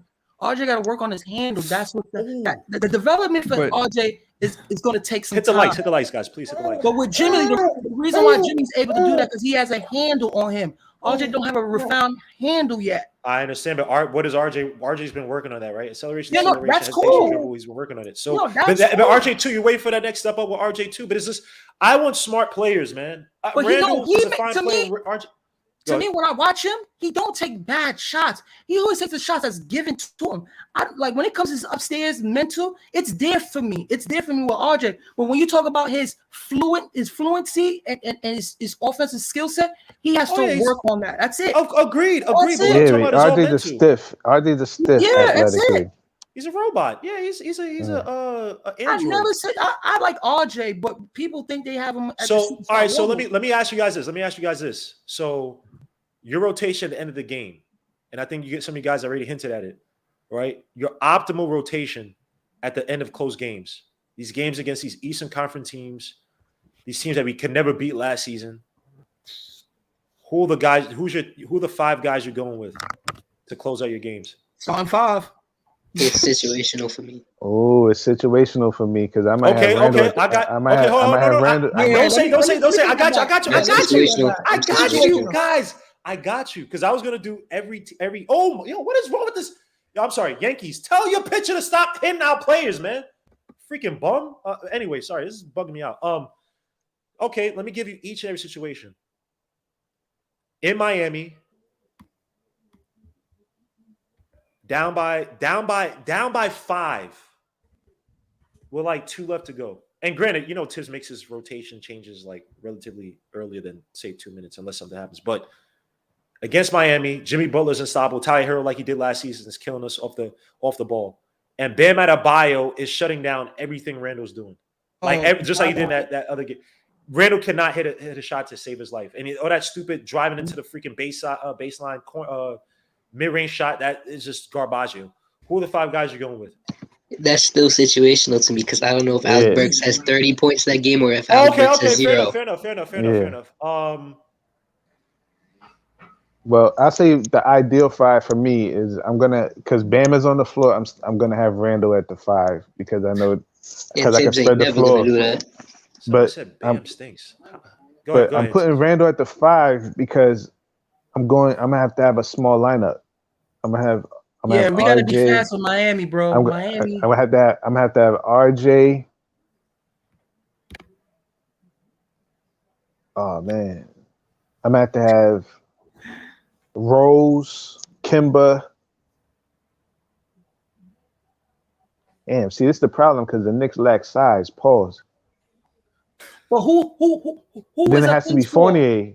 Who's Miami for? Who's Miami for? Miami's Bam, Duncan. They had Ty Bam, Hero, Duncan Butler, Robinson, and probably you just throw RJ in that situation at the 4 because he's the biggest and strongest one that can withstand that. Who they signed this offseason? Didn't they sign somebody significant? Kyle Lowry. Yeah, Kyle Lowry. Kyle Sorry, Lowry. yeah. Yeah, And PJ Tucker they have too. So they might change it up. Hold on. How is Randall and Markieff Morris? How is Randall going to score with Bam and PJ Tucker in the front court like that? Create the lineup, Mark. That's why I said you're gonna have to have Randall at the 5 because you're gonna have to spread the floor and you're gonna have to use him as the decoy and you're gonna have to use Rose and Kemba to create plays while you have RJ in the corner and Fournier on the wing as shooters. Like you have to do it that way. So this is Mark. Answer the question, Mark. What? You have these. Give me your lineup for that situation, Mark. Oh, that situation? Listen, man. I might have to go with that lineup with Hinton because when you're playing against Miami, bro, you have to be as quick as possible because their defense is like it is top notch when they're on. And I forgot they added PJ Tucker in that front court with Bam and Bam. When Bam is on defensively, he's one of the top big men's defending, bro. And he's smart as hell. And Randall's not very good against guys that's taller than him and that kind of pushes him around. And more athletic. That's why Giannis always gets him. You know. So hold up. Jay Boogie says Julius, Evan, Burks, RJ, Rose, IQ, Darnell ID. Susan Darnell ID says IQ, Fournier, Randall, Kemba, and RJ. For all the people that said, "Oh, I'm gonna keep Kemba," I know a situation. I am just joking, but I still don't know if Alec Burks has 30 that game or if Alec Burks has 0. That depends. That depends. This is a whole different team. You got Kyle Lowry. That's a bulldog. I don't care what nobody say. He still defends. He's a smart defender. He does. I'm scared. I'm more scared of what he could do at the end of games in terms of scoring and shot creation. Kyle Lowry? Playmaking. Yeah, he a big shot maker. No, he's gonna get off in this offense because. Hadouken, come back in the what's his name? My bad, bro. Yeah, he's gonna get off. He's gonna do Kyle Lowry things. Like you can rely on Kyle Lowry, but you got PJ Tucker and Bam in the front court defensively where they could move. You just added but you have Kyle. If PJ's on the floor, I'm at that have Mitch or Noel on the floor. Yeah, you're gonna have to have somebody big on the floor. That's what I'm saying. But if I'm talking about offense, then because I'm thinking that the Knicks are gonna be having a tough offensive game. I want all my best offensive players on the court. Yeah, that's true. And also and I would say that that's a good idea to have IQ on the court, but he's still going to do something stupid that's going to bother me. Yo, y'all gotta chill, man. Because he's still a young player. Because he's a young player, and he's going to try. And he's going to try something. If he ain't shooting, and you just gonna be like, "Yo, man, that wasn't totally unnecessary." The worst. You know what the worst is gonna be when he makes his first 40-foot shot, like early in the game. Like say early in the fourth or early in the third, that's gonna. And then he takes 3 more. He's gonna take 3 more to get himself back in if the Knicks can't create shots. But I agree, it would have to be a small lineup. I say D Rose. I like D Rose in there. Kemba has to be on the floor. Not necessarily. Kemba's clutch. You have to have him on the floor, man. Not even that. I won with that. I went in that lineup. I won because what I didn't like last season.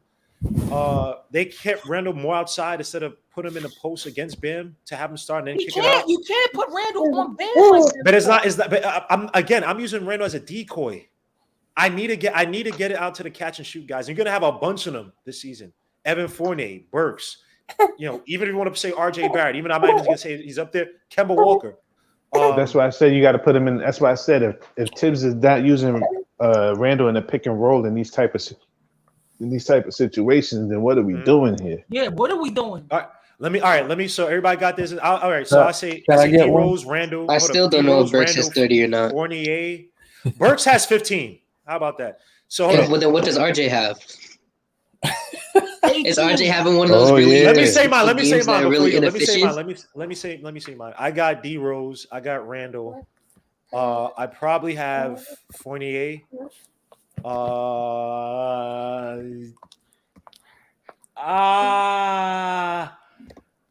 Damn.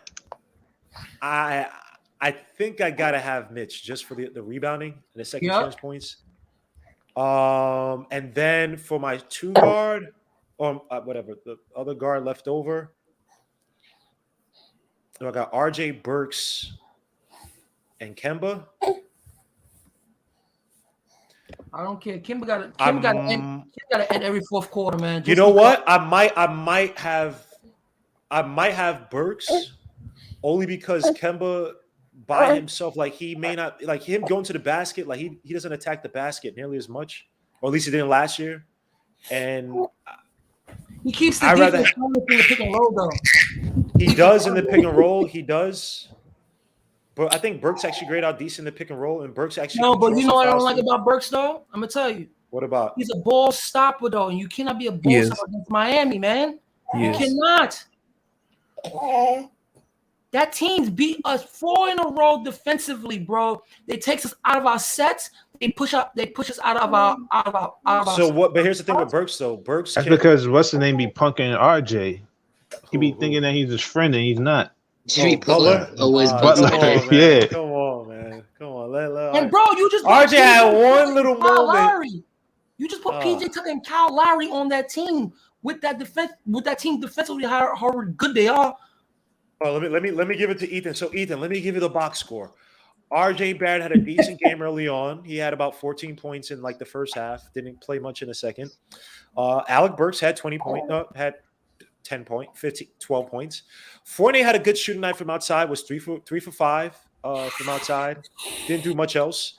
Mitch Robinson had a decent rebounding game, and Randall had like a 22 point game, like a solid game all around. But they're now in the thick of things. What is your take, Ethan? Well, that's totally different because that means we're not struggling offensively. But if that's how it's going, I'll probably go Rose, Kemba. I would like to go small ball, but Thibs will never go small ball. Rose, Kemba, Fournier, RJ, and Mitch. You know why he can't go small ball? Because no one could defend the paint. I got to see RJ to have Randall him in get there. bullied. To have RJ in there, I need to see RJ's mid-range game improve. Because in the pick and roll, RJ's he is a better passer than Burks, but Burks at least gives me that threat. And I don't need RJ taking that, put his head down or do a little hesitation, which is fine. But then he's just attacking the basket because he doesn't have that mid range. The way we going Burks gives me shot creation. We got to make three. Burks getting shot creation. Yeah, right. Exactly. Yeah, to beat Miami. I put that lineup out there because I already have 3 shot creators out there with Rose, Kemba, and Fournier. And then I have Randall if I need to. So I don't need RJ to be a shot creator because I already got 4 out there. Let me see. To beat Miami, we got to shoot threes. All right, so let me give a different scenario with more size. Pause. Can I answer the scenario? Oh, you didn't answer. I'm sorry, my bad. You got my bad. All right. So I would actually go Kemba. Yeah, I do. I'll go Kemba, Fournier, RJ, Obi, and then Randall. I forgot about Obi. Obi, and then Randall at the 5. What?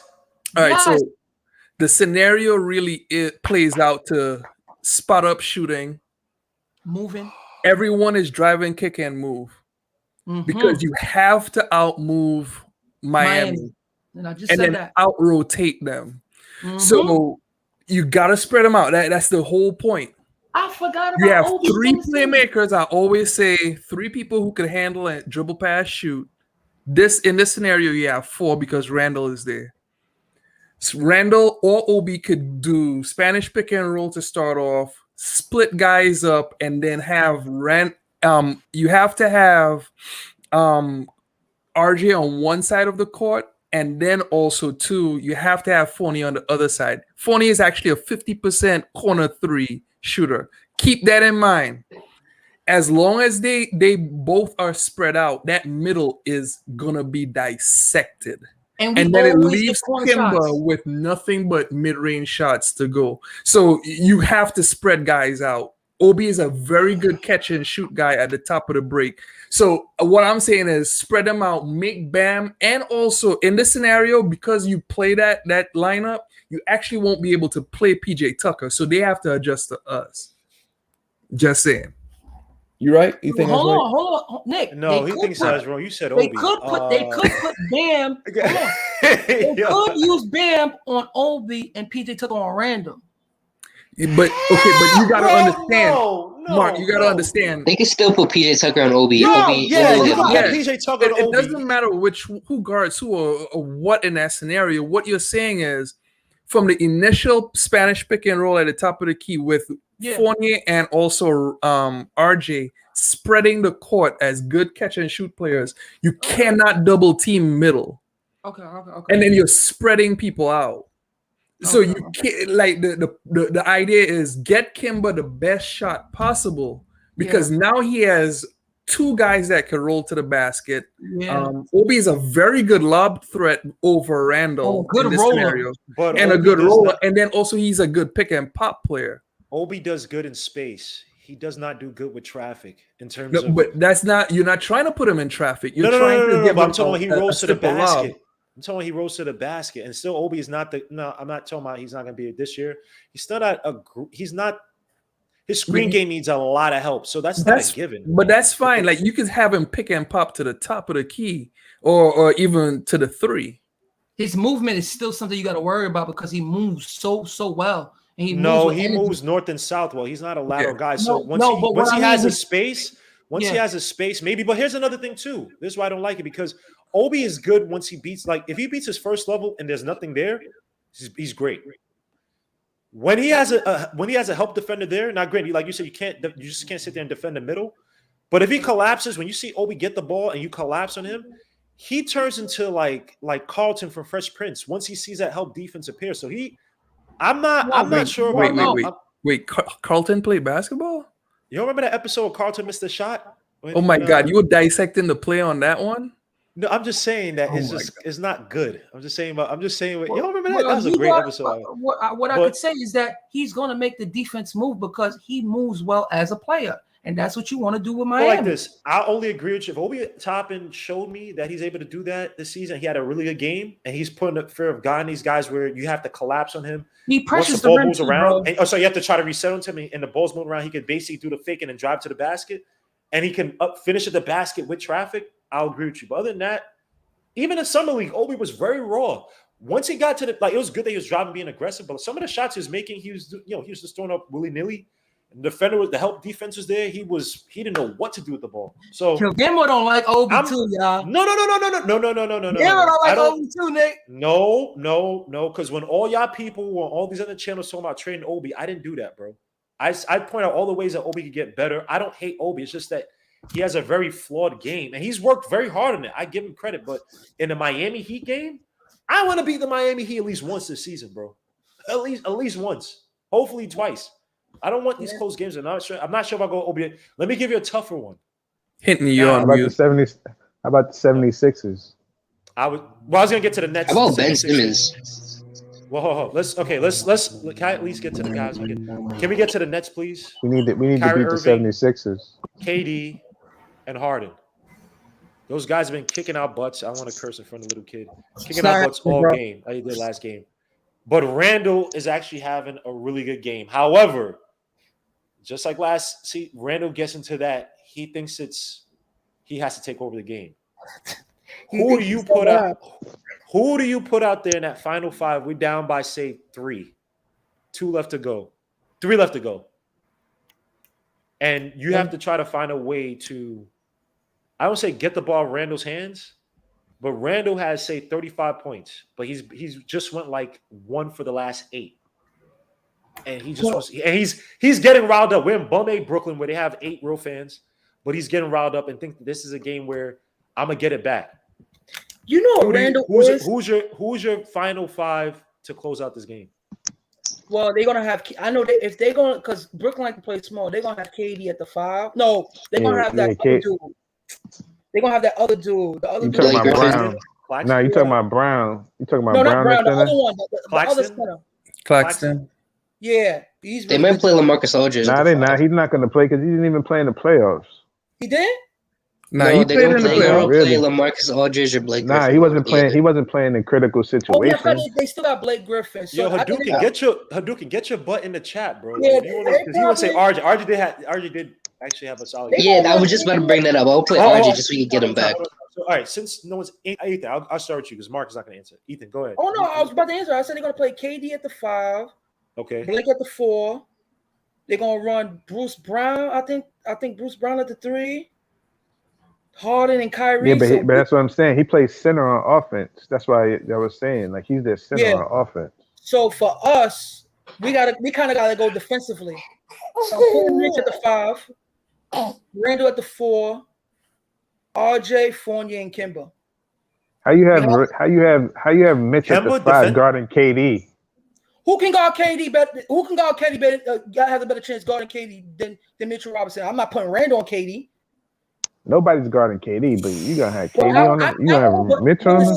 That Mitch guard. Would you hold on? Instead of having Mitch, would you have Noel in this situation? No, never. Noel's worse laterally imprint on the perimeter than Mitch. Never. I'm putting Mitch because. But no, Mitch had a good. I'm just gonna put Mitch because he's more active. He's smart.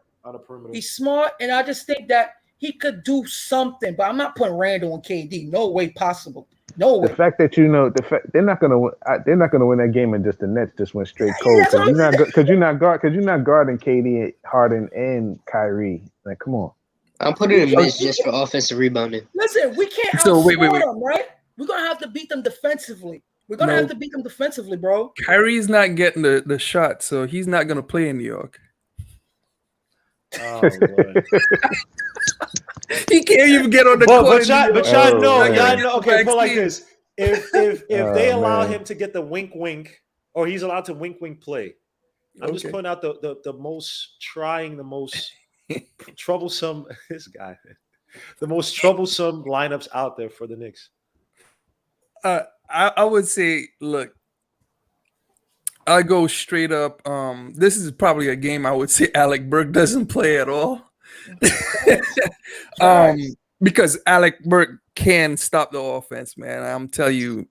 Anyway, he hit a big shot for us against the last time. It doesn't matter. Yeah, but so this is what I would say. That's Ethan. You keep calling the Ethan, sorry. You guys sound just like y'all actually do sound alike. Yeah, y'all sound alike, bro. I'm sorry. I would say you everything revolves around Randall, one, of course, but I would put Randall and KD in the scenario. I would go Mitch just for rebounding. I would say Derrick Rose, Kemba, and then Fournier at the 3. Let me ask you a question. Could you have a Drew Holiday situation? Now, granted, KD still scored 45, so it wasn't like it worked. But could you try to have a situation where you do or say even Patrick Beverly in that one game where he shut down KD? Let's not do this. Could you put I'm just saying, could you put a guard on KD to try to harass him as much as possible? Because it's not as if now KD can still make the strides and get around you. No, bro. I'd rather who was on this team that can actually even think of doing I'm picking the. It doesn't. Okay. Put Randall on me scoring 45. I'm just trying to put out a scenario that might give you hope. I'm trying to point out some past situations. Patrick Beverly at least frustrated. Yeah, Mitch is the best option. Mitch is the best option. Like when it comes to him playing defense and cleaning up, I don't ever like yell at him because he tends to make something happen. So I'm gonna put the best guy that's gonna make the best thing happen. You know who you put on him. You know who you put Fournier on him. Because you know Fournier is going to talk to him and frustrate him. So that's what you want to do that. That's who you put on him. He did. And watch Kate. Look, KD. This is. I want him to turn up. I want him to turn up and get the smoke. On him. Watch KD still put 45. Look, look. As long as I get that air ball face again, I'm cool with it. I got that saved in my phone. Did he say the F word or did he call him the B word? Because Jesus Christ, if he called him the B word, LeBron and KD is the most disrespectful athletes I've seen in a long, long time. But the one thing player call you B word? The one thing is, I just felt like if you put in Fournier and also add Rose to the lineup, like I think Rose could defend Kyrie or actually James Harden a little bit better. But then Kyrie's gonna be like the X factor in this scenario because he's just a big shot maker, man. And then as long as you can make life hard for KD all game, I just don't think we're a good matchup with the Nets. Period. The Nets are trouble. They are one big toe away from the finals. Like, just look at that game. Wait up. Well, can I ask a question? Every game they had one of their star guys injured against us, right? Both of them was injured because when we was injured last game, Kyrie just took over. Game, right? Yeah. And Kyrie took over, and they had Randall guarding Kyrie, which he was the best defender against Kyrie. You know, like, oh god, you know who messed up that game, right? Alfred Payton. Oh no, it was Frank. Frank didn't even show up that game. All right. Yo, we're gonna be losing games next season. Kyrie. You know, it's all on Frank. But let me say, Frank's ghost is gonna defend Kyrie that game. This guy. But you know what though? If Frank was in that one game that Kyrie hit the shot on RJ Barrett, if Frank was in instead of RJ Barrett, I'm just saying. That was a come-up game, though. Come on, that was a come-up game. If Frank was in that, and I'm not claiming. I ain't going front on the last possession. RJ was right there with Kyrie. Frank would have been up and hit. Frank would have been up and hit. No, if you watch it, RJ was right there. RJ Barrett was hit. Yeah. Frank would have been up here. Frank all up in there. Overrated. Anyway, so Frank. I don't say shut him down, but he had a good defensive game against Kyrie. Like overrated. You know what Frank? You know what Frank is? Frank is a pipe dream for us. Yo, man, I try to hold on. I'm not even trying to talk about Frank. How do we even get? All right, I'm trying to kill Frank every chance I get. Let me say hello to Jay Boogie. Frank is not an NBA player. I'm about to destroy Jay Boogie in fantasy. He really thinks he's gonna do anything. If you see my team, like I don't even. I'm gonna let Jay Boogie talk. I'm gonna say what my team is, so everybody could see. I'm gonna mollywop him into fantasy. But Jay Boogie, any thoughts on this? The Nets. Who would your ideal team be to go up against KD, Kyrie, Harden, Bruce Brown, Blake Griffin? We pick Blake. It doesn't matter who the next player is. Yeah, it doesn't matter. It could be LaMarcus. It doesn't matter. It could be freaking. It could be Tin Can the Trash Can Man. It doesn't matter. It does. Yeah, guys. And yeah. So Jay Boogie, who you're starting? You're not starting. So who your closing 5B? You're down by 3 with 3 minutes left to go in the game, and Julius Randle has 35, but he's going 1 for 8 in his last 9 shots, and he's thinking that he should be the guy to close the game out. Like he's in that mode where he wants to take it to the Nets. Who's your start? Who's your ending 5 for that game? First thing first. We're in Brooklyn. Okay, salute to everybody. 3 capital S's, man. Great men, man. Good seeing y'all. I haven't seen y'all in a while. You know what I'm saying? I see Mark over there. He got the hoodie. You know what I'm saying? Forehead. Condolences to your family, man. I didn't get to tell you that, bro. Man, I appreciate it, man. Love and love, man. Everything is all good. But I can't even really answer that far as a roster. I need everybody. But more importantly, I need Tom. I need Tom to figure that out. You know what I'm saying? Tom needs to figure that out. What are we going to do against Brooklyn? You said down by 3. Down by 3 minutes left. I need Kemba more than anything, for real. Big time. Bad. Because a lot of people are really getting a misperspective of why we got Kemba. We need Kemba over there to direct. That's what we need. We don't have a director. We need somebody that can get a ball to this person here and only right there in that spot and tell this person he needs to be there. And if that don't happen there, you need to swing the ball that way. I need that coach on the floor. But man, for real, like my man said about the man, I don't even want no parts of the Nets if they healthy. I'm just ready. They on a mission. They are on a mission, man. That's why we're gonna get that 3rd seed this year, y'all. I told you. Come on, Boogie. Come on, Boogie. You see why you do this, Boogie? Hold on. I want to ask Boogie a question, and I want to throw this out there because I did this on Blowing Tears too. Kemba has never been like top tier in assists, right? And he's never been truly a floor general. He actually is more of a shooting guard, just like people knock IQ on. When Kemba left the Hornets, that same year, the kid that came off the bench, he's a 2nd round pick. I can't remember his name right now, but he's in Huh? He's in New Orleans. Devontae right? Graham. Yeah, Devontae Graham. So Graham came in and averaged 18 points, 8 assists. Kemba barely ever scratched more than 6 assists every single year with the same team, pretty much. Even the year before, same team. Why do you believe that Kemba is just going to automatically come in and not be more of a shooting guard versus a point guard's point guard? That's because the game has challenged Kemba Walker. See, when he was in Charlotte, he was supposed to score. He needed to score. He had to score. You know what I'm saying? He had to put those numbers up. When he went to Boston, they still wanted him to score. They looked at him as the third option. But see, here, he don't have to score. We're not looking for him. Huh? Boogie, the year before he left, he still averaged less assists than with the same team than the guy that took his place, Devontae Graham. Mm-hmm. He averaged 8 assists, 3 whole assists more. That in NBA, like that's huge. 3 assists more than Kemba. Like that's nothing to slouch at. Like, I'm not saying Devontae Graham is a point guard either, or this big passer, but everyone thinks Kemba is gonna be all of a sudden our Chris Paul. I don't understand what is that sentiment all of a sudden.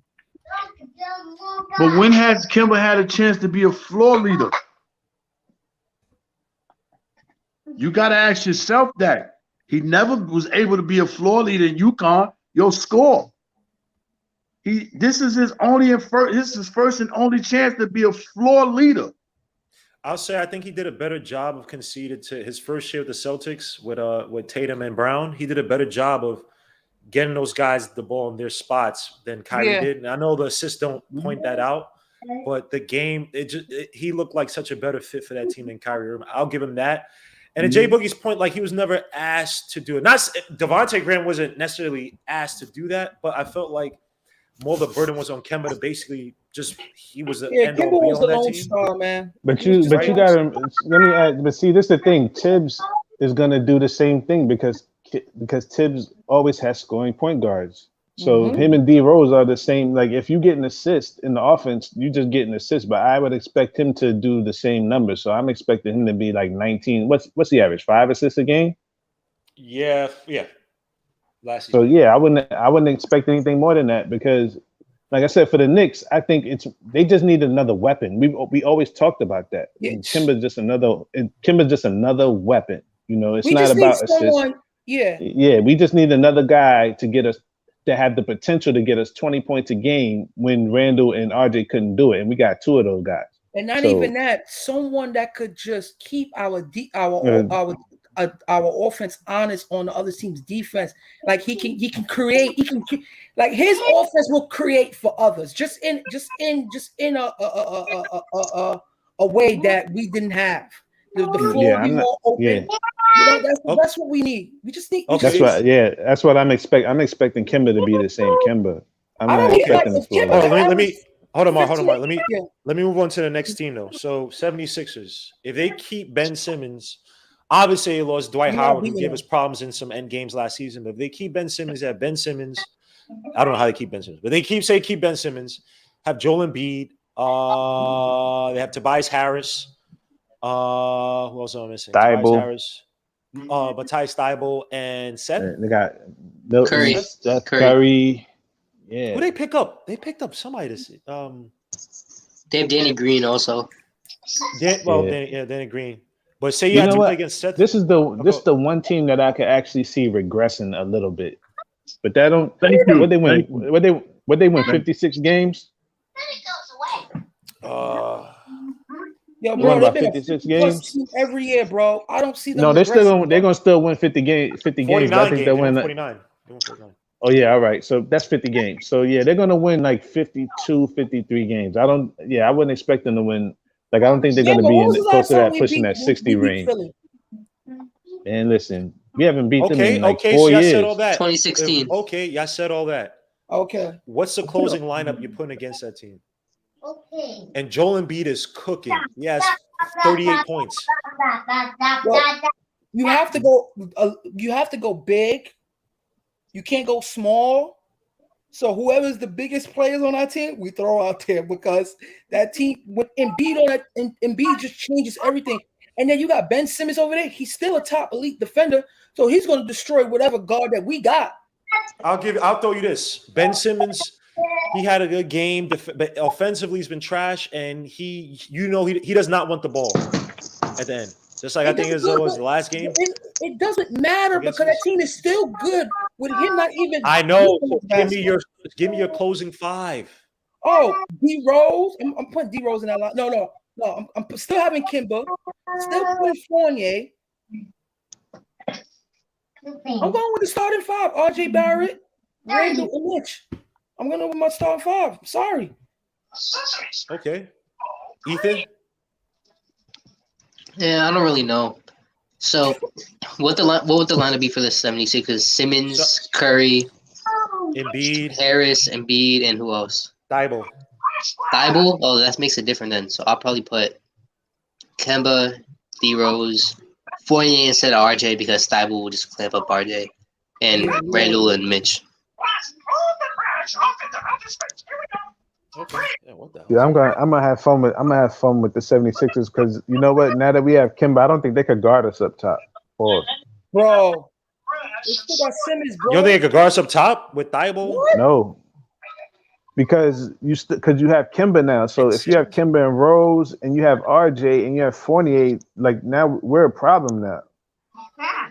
Bro, they have legit. We can have all four of those on the floor at the same time because we really need Mitch on the floor for Embiid. Yeah. Hold on.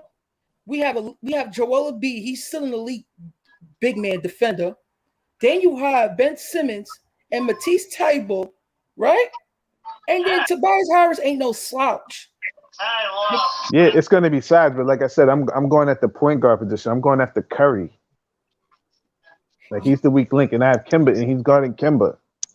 Yeah, but then whoever our best guard is, Simmons is gonna guard him. If you use Kemba on the pick and roll, Joel Embiid is still there, and he still takes up space. So like I said, it depends. Whoever has said, I'm picking on Seth Curry. That's all I'm saying. If he's on the floor, I'm going after him. If Seth Curry's on the floor, then yeah, I'll put RJ out there so just RJ can bully him. Yeah, but it's gonna be a tough task going on that team, man. So if it's Simmons, Thybulle, and you got to remember when you're in the league and you do these pick and rolls, you can still guard. You could put them at a guard matchup, so you could just flip that between Rose and whoever. So whoever Matisse takes, and those guys shoot mid-range jumpers. You don't even have to worry about Embiid. Now the thing is, though, right? The way they play defense, if you're gonna that's another reason why you have Kemba and Fournier because we don't have mid-range shooters on the floor.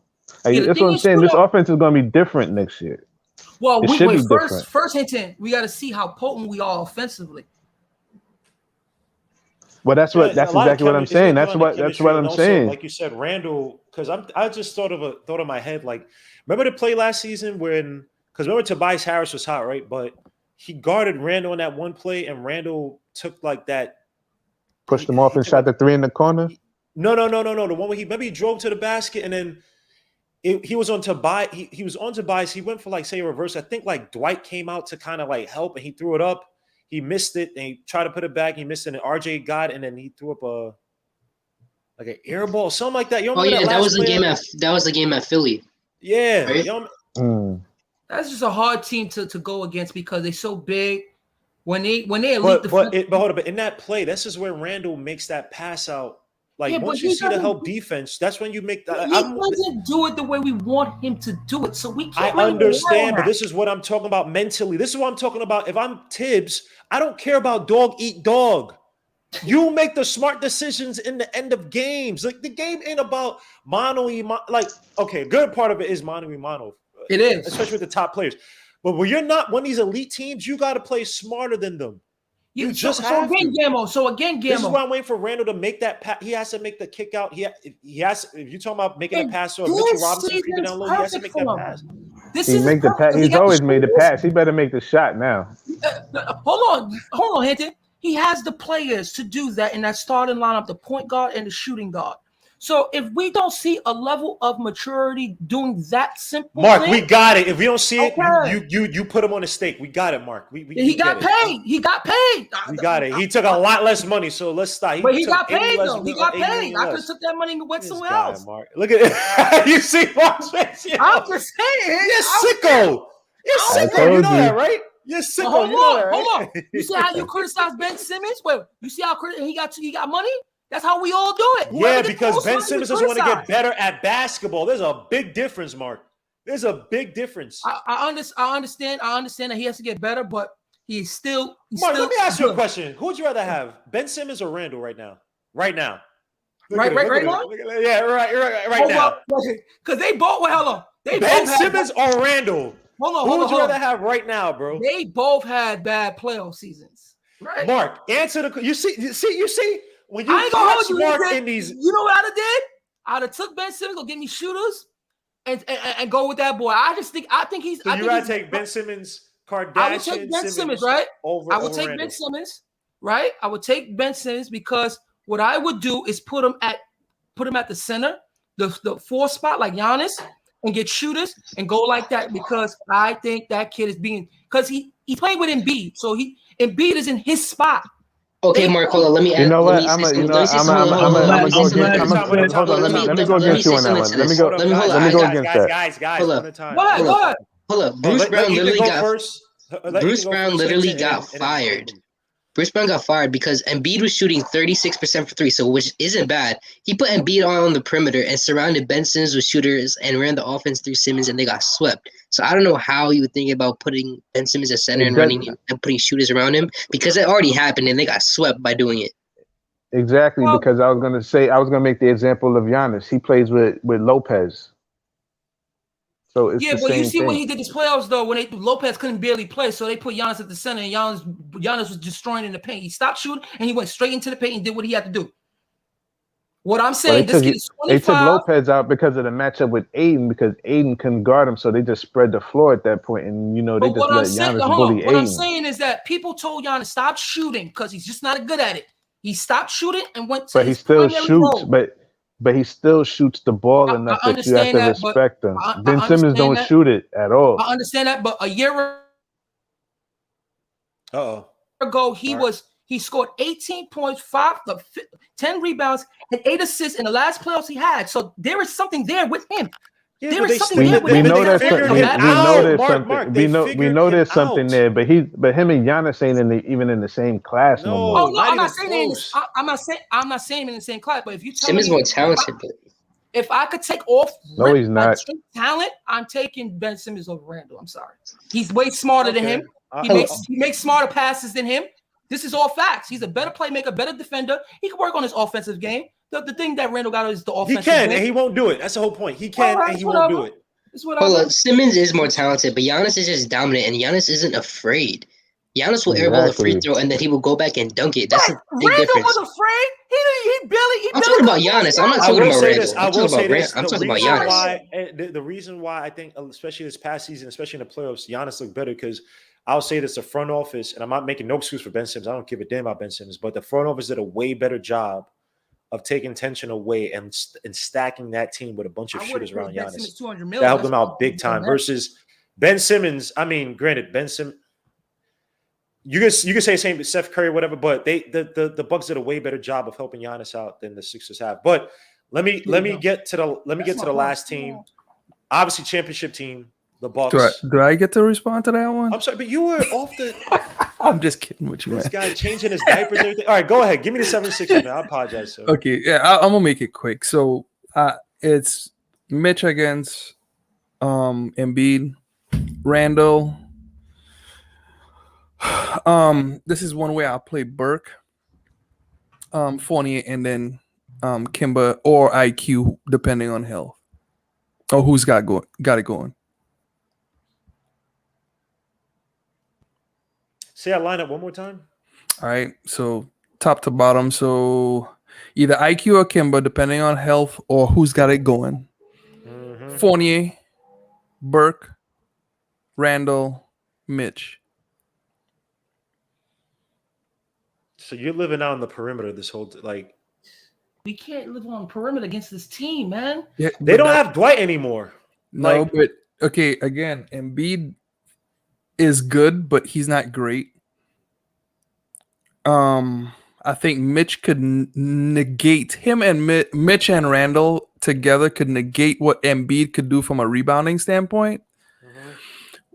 if you want to use the decoy theory, have whoever Simmons is guarding just stand out on the perimeter.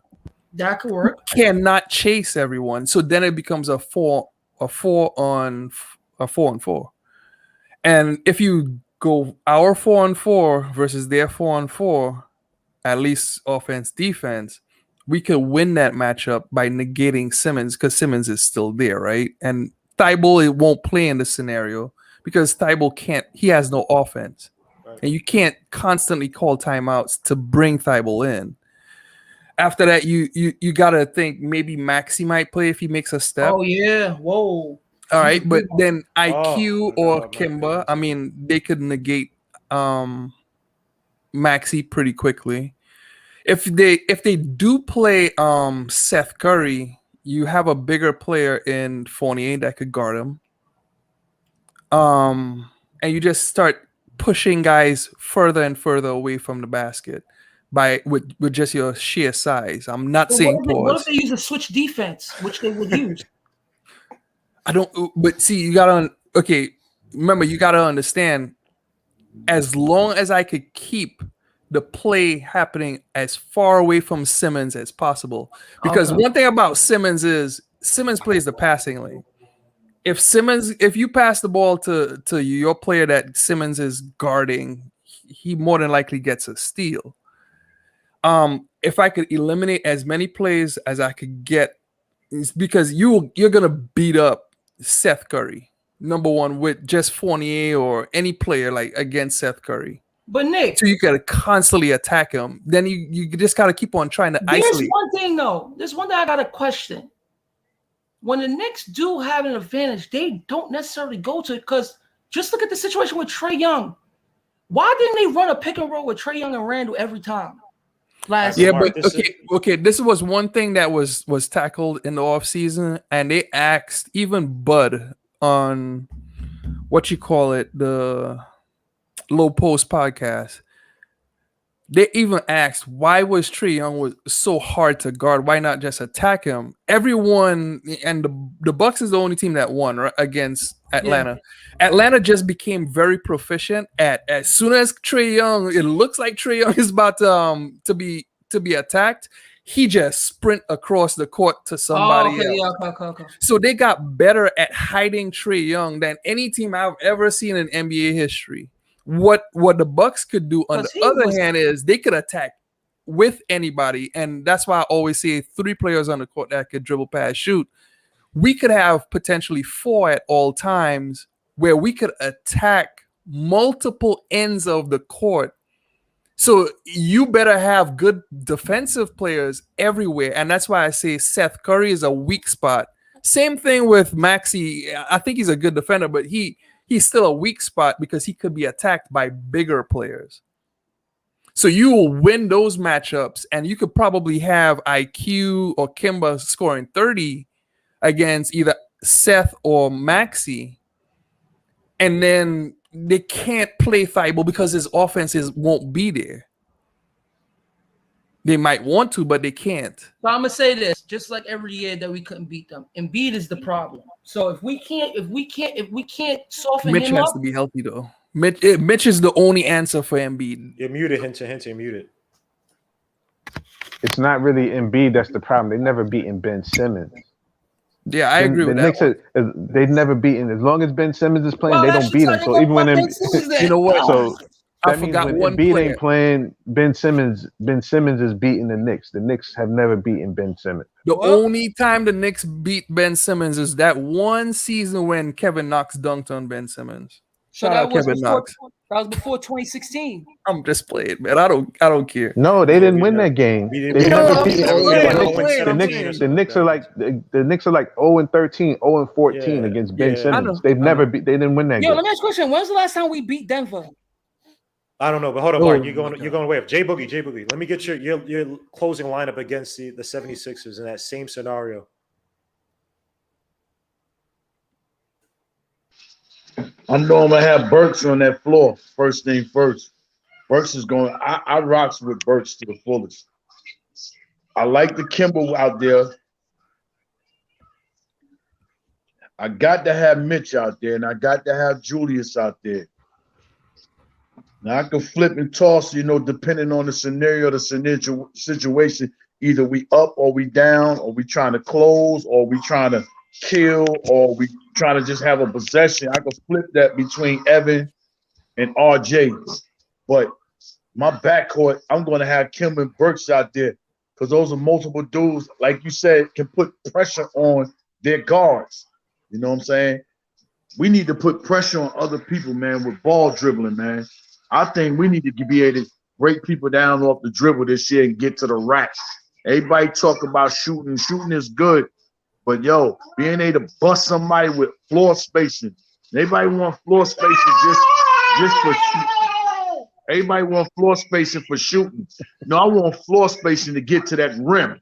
You know what I'm saying? I'm different with it, man. So, yeah, I probably would go with Evan, Burks, Kemba, Mitch, and Julius. That's the way I look at it. But I believe Philly is on their way down, up out of here. It's over. It's a wrap for them. They done. It's over. Even if Kemba break them up, he still had the last line of defense is still Embiid. Kemba. What about Embiid? That's what I'm saying. But see, that's what I'm saying. That's why you have Kemba, because Kemba doesn't always have to go to the rack. They have a guy who can create his own shot and get to the mid range. He doesn't have to always. He can create his own shot. He doesn't have to go all the way to the rim. Well, I'm a predicated. That's why you have Fournier too. If Philly looks like the Philly team and they don't look like they're falling off, I'll give the Knicks the chance to win. But if they still could play, even with the Ben Simmons saga going on, I'm not giving the Knicks a chance. I'm sorry. Man, we are 15 deep, man. This is the first time. You know how long it's been since we had a competition like we got going on. When you talk about what? Jay Book, we have to see if Quickly and Obi can continue their success to be calling us 15 deep for this team. Stop. I'm saying Quickly and Obi, right? Those are two important guys. I'm not worried about Quickly and Obi. We got a team, dude. When I say 15, we are strapped at every position. You got D Rose pushing Kemba. You got Kemba pushing D Rose. You got this young boy Bride back there pushing and learning from these guys. Folks, and then you got all these 2s and 3s. And then you got the big. To show and prove, though. I could have my 15 deep, but these guys got to show and prove. And until then we could talk about 15 deep. Dude, our roster is solidified 1 through 15 right now from the beginning. When have you ever said that we've been this deep? We haven't been this deep since like '89 for real. You talking about Rod Strickland against Mark Jackson. You talking about Charles Oakley against Mason, all these type. Camby against. Wait, so that 2013 Knicks team wasn't deep? What I'm saying, we are. What, the Carmelo Anthony? What, Jason Kidd? No, that was a deep team. Bro, do you know that bench? That bench was a high-scoring bench, bro. You crazy? Novak. We have J.R. Starn, Carmelo Anthony, Jason Kidd. That team was deep, though. I would give Mark. Bro. Yeah, that team was deep. You're bugging out. Let me get to that. And they was productive. I'm talking about productivity. That's what I'm talking about. 15 deep. When you talk about deep, you talk about players that are productive. 2013-14 Knicks. We had. I don't think we're 15 deep though, Boogie. I do think we're at least 10 to 12, maybe 11. That team was not. What the hell are you guys talking about? 2012, 2013, not 2013, 2014. 2012, 2013. Gammo. You talking about with J.R. Smith and Iman? Yeah. So we had Carmelo Anthony. We had Rashid, Pablo. Yeah, but Rashid got injured. Jason Kidd. Yeah, but you can't say that's still there. Yeah, I get what you're saying. Yes, I get what you're saying. J.R. Smith, Iman Shumpert. I'm not going to count Quentin Richardson. He didn't do it. J.R. Smith alone is better than our bench. bench. Still there though. He's a competent basketball player. I'm not talking about guys who are. Yeah, but that wasn't the same Q Rich that we had. Yeah, Mo, they was productive. That's when you call a team deep when they're doing. Quentin Richardson was productive that year. Okay, well, all right. What? What are you talking about? That's not the same Q Rich that we had when he was. Let me give you another angle, another direction. Why I'm telling you we're just this deep. You could take Julius Randle, you could take Evans, you could take Kemba, you could take Mitch, and you could take RJ off this roster and just use what we got. They're capable of making a play-in tournament. So if you got them guys that can make a play-in tournament without our best guys, you mean to tell me we not deep? Oh, I don't disagree with you here. I don't disagree with this. We got a deep. I disagree with you on that one. So, Books, I'm gonna check I think we have competition at every position. I agree with that. But in terms of us being like a so-called elite or whatever, we have this immense amount of talent. No, we have more than last season. But I think there's healthy competition at each and every position. And then we have contingency plans in case one guy gets hurt here, one guy. Even though I think, say if Randall gets hurt, we're screwed, or we're being in deep trouble. I know we're coming off high off the transactions we made in last year being successful. But last year was come on, bro. Like the confidence. I can't believe y'all have confidence of something really. That's all Mark wanted to get to. Mark just wants to talk negatively. No, because of the Knicks. Listen, I got a new team, right? I got a new team, right? I'm not saying we're not going to be good. But let me see what this team does against teams that even got better in the East. Mark. Not one time today did we ever say what the Knicks were going to be record-wise, that we were going to be anywhere. Blah, blah. Boogie said the third. I did. Boogie said. Oh, I'm sorry. Matter of fact, I misheard then. Go ahead. How I comprehend deep, right? How I comprehend is like me going to a park with my guys, and I know they're going to put in work every time. We have a lot of guys unproven and still have to prove they're key to this team. They have to be consistent for them to be a deep team, so we can give them a bench name. When they become a good bench where their name is ringing around the league, then that's when we deep. Because when teams are good and their bench is good, they all got nicknames. Yeah, our bench will come off. Yo, but our bench was one of the best benches until it broke up. Last year. Exactly. The Knicks had the best bench last year. Don't act like Quickly, Rose, Obi, and Alden was not cooking. They was cooking. Right. So it's a whole new year. Everyone got better, not just us. So I'm scaling the league. Let's just see what we could put together, how our offense will look, how everyone's going to play their role on this team, because a lot of people. Okay, well, just on paper, who has a better bench than us in the East? Just on paper. I can't give you because I don't have the process. No, because it's not one. Okay. No, it's not one. So it's Nets, not one. Nets I would say the Nets maybe. No, the Nets are close. The Nets are close. The Nets, they don't even have a point guard coming off the bench. What do they have? Cam Thomas? Yeah, they are banking on Cam Thomas. They are banking. Cam Thomas is not even a point guard.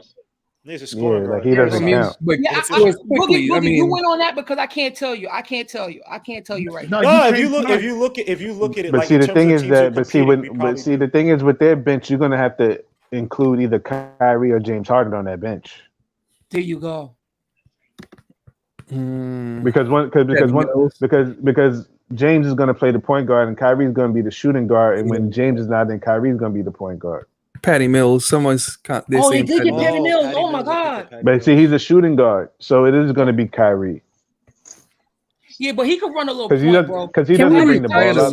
Shooting guard, like seriously. Yeah, Patty could run the pick and roll. He could do everything a point guard could do. Patty can't do that. You ain't never seen him do that. He didn't even do that in San Antonio. Bro, he ran pick and roll and shot the ball. That's what you wanted to do. Man, they run that boy off. They run him off a screen. Yeah, he played a lot. Patty Mills is over there for one reason. For when that boy Joe don't make them shots like he was bricking last year, that's why he's there. Patty Mills is not no clear out one-on-one type dude like Brooklyn is doing. They need somebody that they know can make shots, because that boy Joe sold him out last year. Patty's not a shot maker, bro. You missed what I said, man. They need a shooter over there. That's why he's over there, because that boy in that star lineup, Joe, could not make shots in the playoffs. That's why. Understandable. Then you could understandable, but there's still again for this team. It's not me hating. It's just about letting me see what these guys could do and how consistent it could be to be a deep bench, to have the deepest bench. The more that's what I'm saying. The more I look at this Knicks team, I think if this team, well, it depends on health, but I think they could win. Like if they play the way they play, they could damn near win 50 games if this thing works out. Hinton, if people don't get injured, if people I'm get optimistic injured, about that because injury had a role to play last year. Yeah, I think they can get close to 50 games if they stay healthy. Let me ask you a question. When I'm looking at it, and I remember I gave him an F in the offseason. Remember, I gave him an F at the draft. Yeah, I wasn't real happy with it.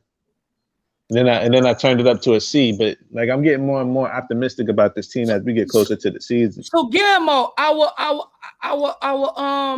our section with Toronto, Celtics, Nets, and Philly, right? Just look at that. Just look what we have to play against 4 times each, bro. 4 times. This is the hard. Right? Look here. I said this last year. This is the toughest division in basketball. Like it's not even close because all the teams can actually. Like Toronto of today, but they can still make the play. But they can still make the playoffs. But like they actually could play in the play. Celtics is still good. Yeah. The Nets are. It's just that team of the league. Yeah, we're gonna beat up. We're gonna beat like this division is gonna beat up the league. Hinton, that's 16 games. How many games do you got us winning in our section? Honestly, just be all honestly, because we're gonna have to win. They only beat Toronto and Boston, so I'm kind of like that's why I'm expecting like when we start winning games against the 76ers and the Nets, that's how I know that they're really good. Yeah, but I still think they can win. I think they can still win 49, 50 games. We have to beat damn near without even having issues with everybody else. The thing also too, we have to, and this sounds crazy. We also have to consider our defense will be compromised. And I know people. I know, but I'm thinking more offensively. Oh no! But that's why I'm thinking they'll be even in that sense. It's just that. Like you're gonna put even more pressure on the offense to step up because having one of the best defenses, great. We have one of the worst offenses. We were in a lot of these games with these top elite teams in the East or top teams in the East. You put now obviously we get more we have more offense, but you also put more pressure on the front court because Mitchell Robinson and Randall may have to. I know the helper defense. I know Nick isn't killing. I understand that, but it's like you put more pressure on the front court to defend as well too. Because Bullock and I know Payne is trash, but those two defensively are way better or better than Kemba and Fournier. But let me get to the last question. But they're not in the same. But they're not in the same class offensively. Right. So it's a give or take. So it's a give and take. It's a give or take. But I'll say this. I think that you can chemistry and cohesion. I think comes quicker with defense than it does with offense. When you have new offensive players. When you bring in a new offensive players versus you could plug and play a good defensive play. As long as there's some place for him, you can even plug and play a PJ Tucker somewhere and he can give you the same defensive stats impact, whichever team, obviously a young, whatever, versus you bring on a Fournier. I'm just saying that say he doesn't fit, say he's not a ball hog actually, but say he becomes that or whatever. I'm just saying that there could be some issues. But let me tell you something. Wait, one thing. Hinton, we cannot go back and forth with these good teams. We're gonna have to try to outscore some of these good teams some games because if we go back and forth, we might not have the defense to stop their offense. Because last year we stopped a lot of high-scoring offense with our defense. So I'll say we frustrated a few games. But still remember, you still got to hit shots in this league. Yeah, you have to have shot makers in this league, and for me, but remember these other teams have track record. We just jumping in. They have years together. Yeah, they have years in, but that's what I'm saying. But I don't care what you say. Great offense still beats great defense because you still got the basketball and you make shots. Like so. Let me ask this last question before we head out of here. So this came up randomly midday. I think Nick already gave his answer, but he gave this whole thesis on why this guy is who he is. Is Marc Gasol a Hall of Famer? Is who? Marc Gasol. How many times All-Star? Traded back to the Grizzlies. Marc Gasol. Basketball or NBA? Basketball. Basketball. Nace. And I know Basketball Hall of Fame is everyone. He's getting in for the Basketball Hall of Fame. Yeah. I don't think he's gonna make it. No, there's only one though. There's no NBA. There's only Basketball Hall of Fame. There's no. Well, isn't NBA there? Hall of Fame. Isn't there two? No. There's No, just I must be thinking about. You're probably I don't thinking know. about like you're probably thinking of like Football, maybe right? a team ring Hall of Fame or something like a team ring of honor or something like that. All right, I have. No, I don't know. I'll let everybody go first. I don't think so. All right, state your claim, man. And I'm gonna read off some stats as I. No, I don't think so. I think he's multiple times Defensive Player of the Year. Three One times. of those, but one of the, but see, one I'll of say those the he shouldn't stats. even. I'll say this, but one of those he shouldn't even have. That's fine. I'll say the stats. Hold Hold up. I'll say the stats so you guys all know. Okay. So 2019 NBA champ, obviously 3-time All-Star, 2-time All-NBA, 2012, 2013 All Defensive Team, 2012, 2013 Defensive Player of the Year, 2008, 2009 All Rookie. Nah, he's not a Hall of Famer. No. Let me see his stats. He's always there in in international play. Oh yeah. You gotta. That's how he gets in. But in terms of the NBA, I mean, from an NBA everybody gets standpoint, in. But to me, he's never been better than Chris Webber. And Chris Webber had a hard time getting in. 3,000 assists. the championship is what puts him over the top. Yeah, that's the way they view that stuff. Yeah, but he's never been better than Chris Webber. Because you know what's crazy? Ben Wallace made it too. So yeah, and he's never been better than Chris Webber. He should have never made it. Mark is way better than Webber on defense. Way better, and he has a very good passing acumen. But don't forget, but Webber's impact was like basically every team. But don't forget too, he played in a different league when the defenses was pushing, and he got defensive player like 4 times, like defensive player of the year 4 times. Like Ben Wallace should have never made it. I'm sorry. He didn't even score. Chris Webber's stats. So Chris Webber has 17,000 points. He has 3,500 assists. He was 1998, 1999. Chris Webber should have been in the Hall of Fame just from the Fab Five. 5-time All-NBA, 1994 rookie, 1993-94 rookie of the year, and then he has obviously Fab Five. Chris Webber needs to be a Hall of Fame. T-Mac is the Hall of Fame because T-Mac ain't no Hall of Fame. Oh yeah, T-Mac. I don't know how he got in. T-Mac got in over Chris Webb or before Chris. That is nuts. But Jay Boogie is Marc Gasol a Hall of Famer? Coach says no. Sherwin says yes. I'm gonna stay out of it. That's y'all topic debate, man. I don't care about no Gasol, none of that, man. All right, Ethan, is Marc Gasol a Hall of Famer?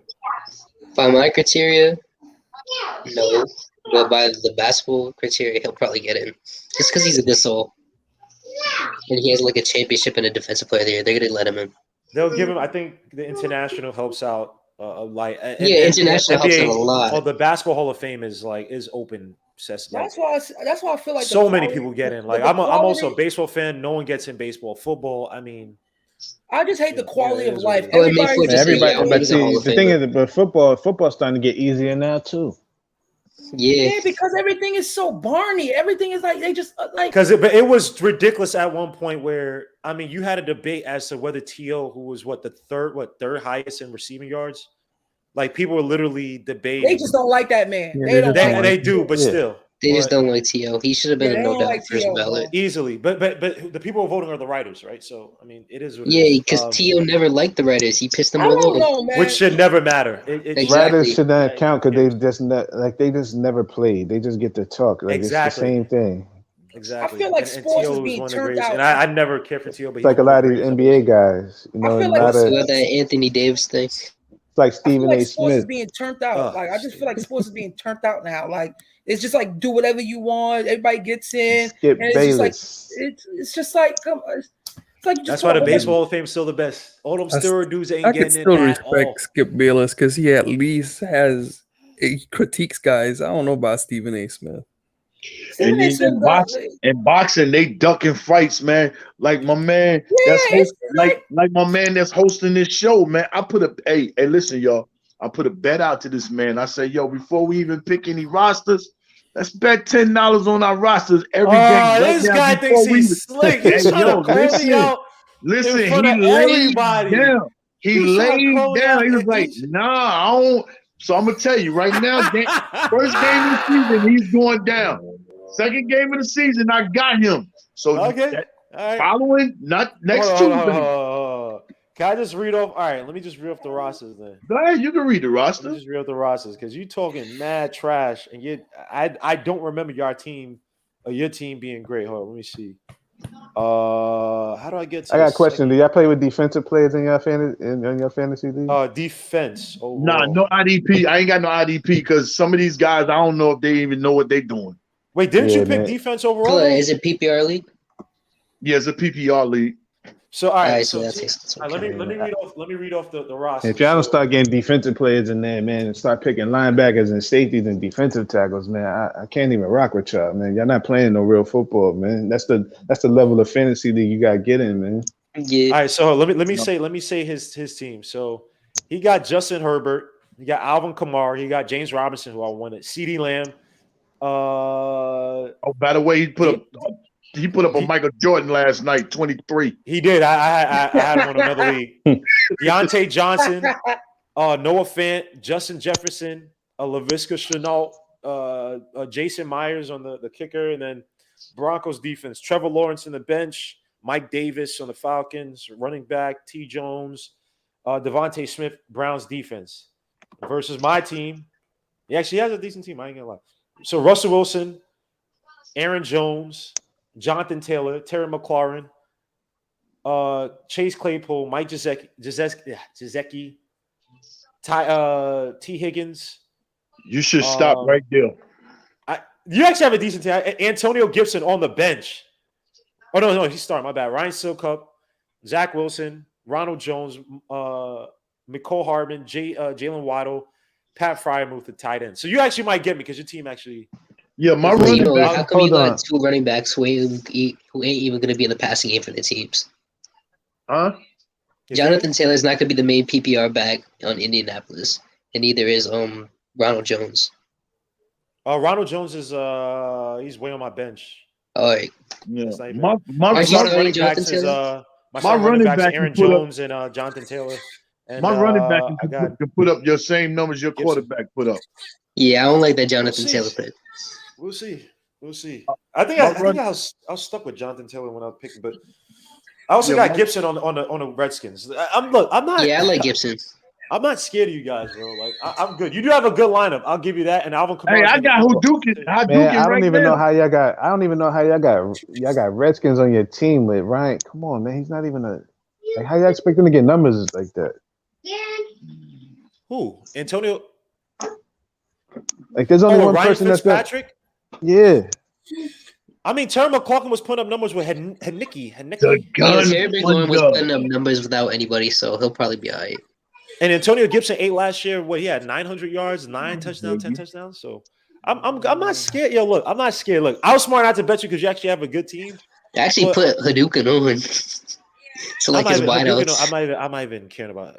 I'm not even care about Hadouken, man. He is Austin Eckler. He thinks he's doing anything. But yo, guys. I got Hadouken in the camel clutch right now. You know how I know he don't know, but how the Iron Sheik got that belt from Bob Backlund? Put it in that camel clutch. I got Bob Backlund. Oh man, you said the camel clutch. Why did he hate you on Twitter, Gammo? Hold up. All right, so thank you guys for joining because I don't know what Mark's doing. Thank you guys for joining, man. I will see you guys next week. Look out for the video. I'm putting out a video on Kemba Walker. But I gotta do some freaking work. So peace through. God bless, man. We are out.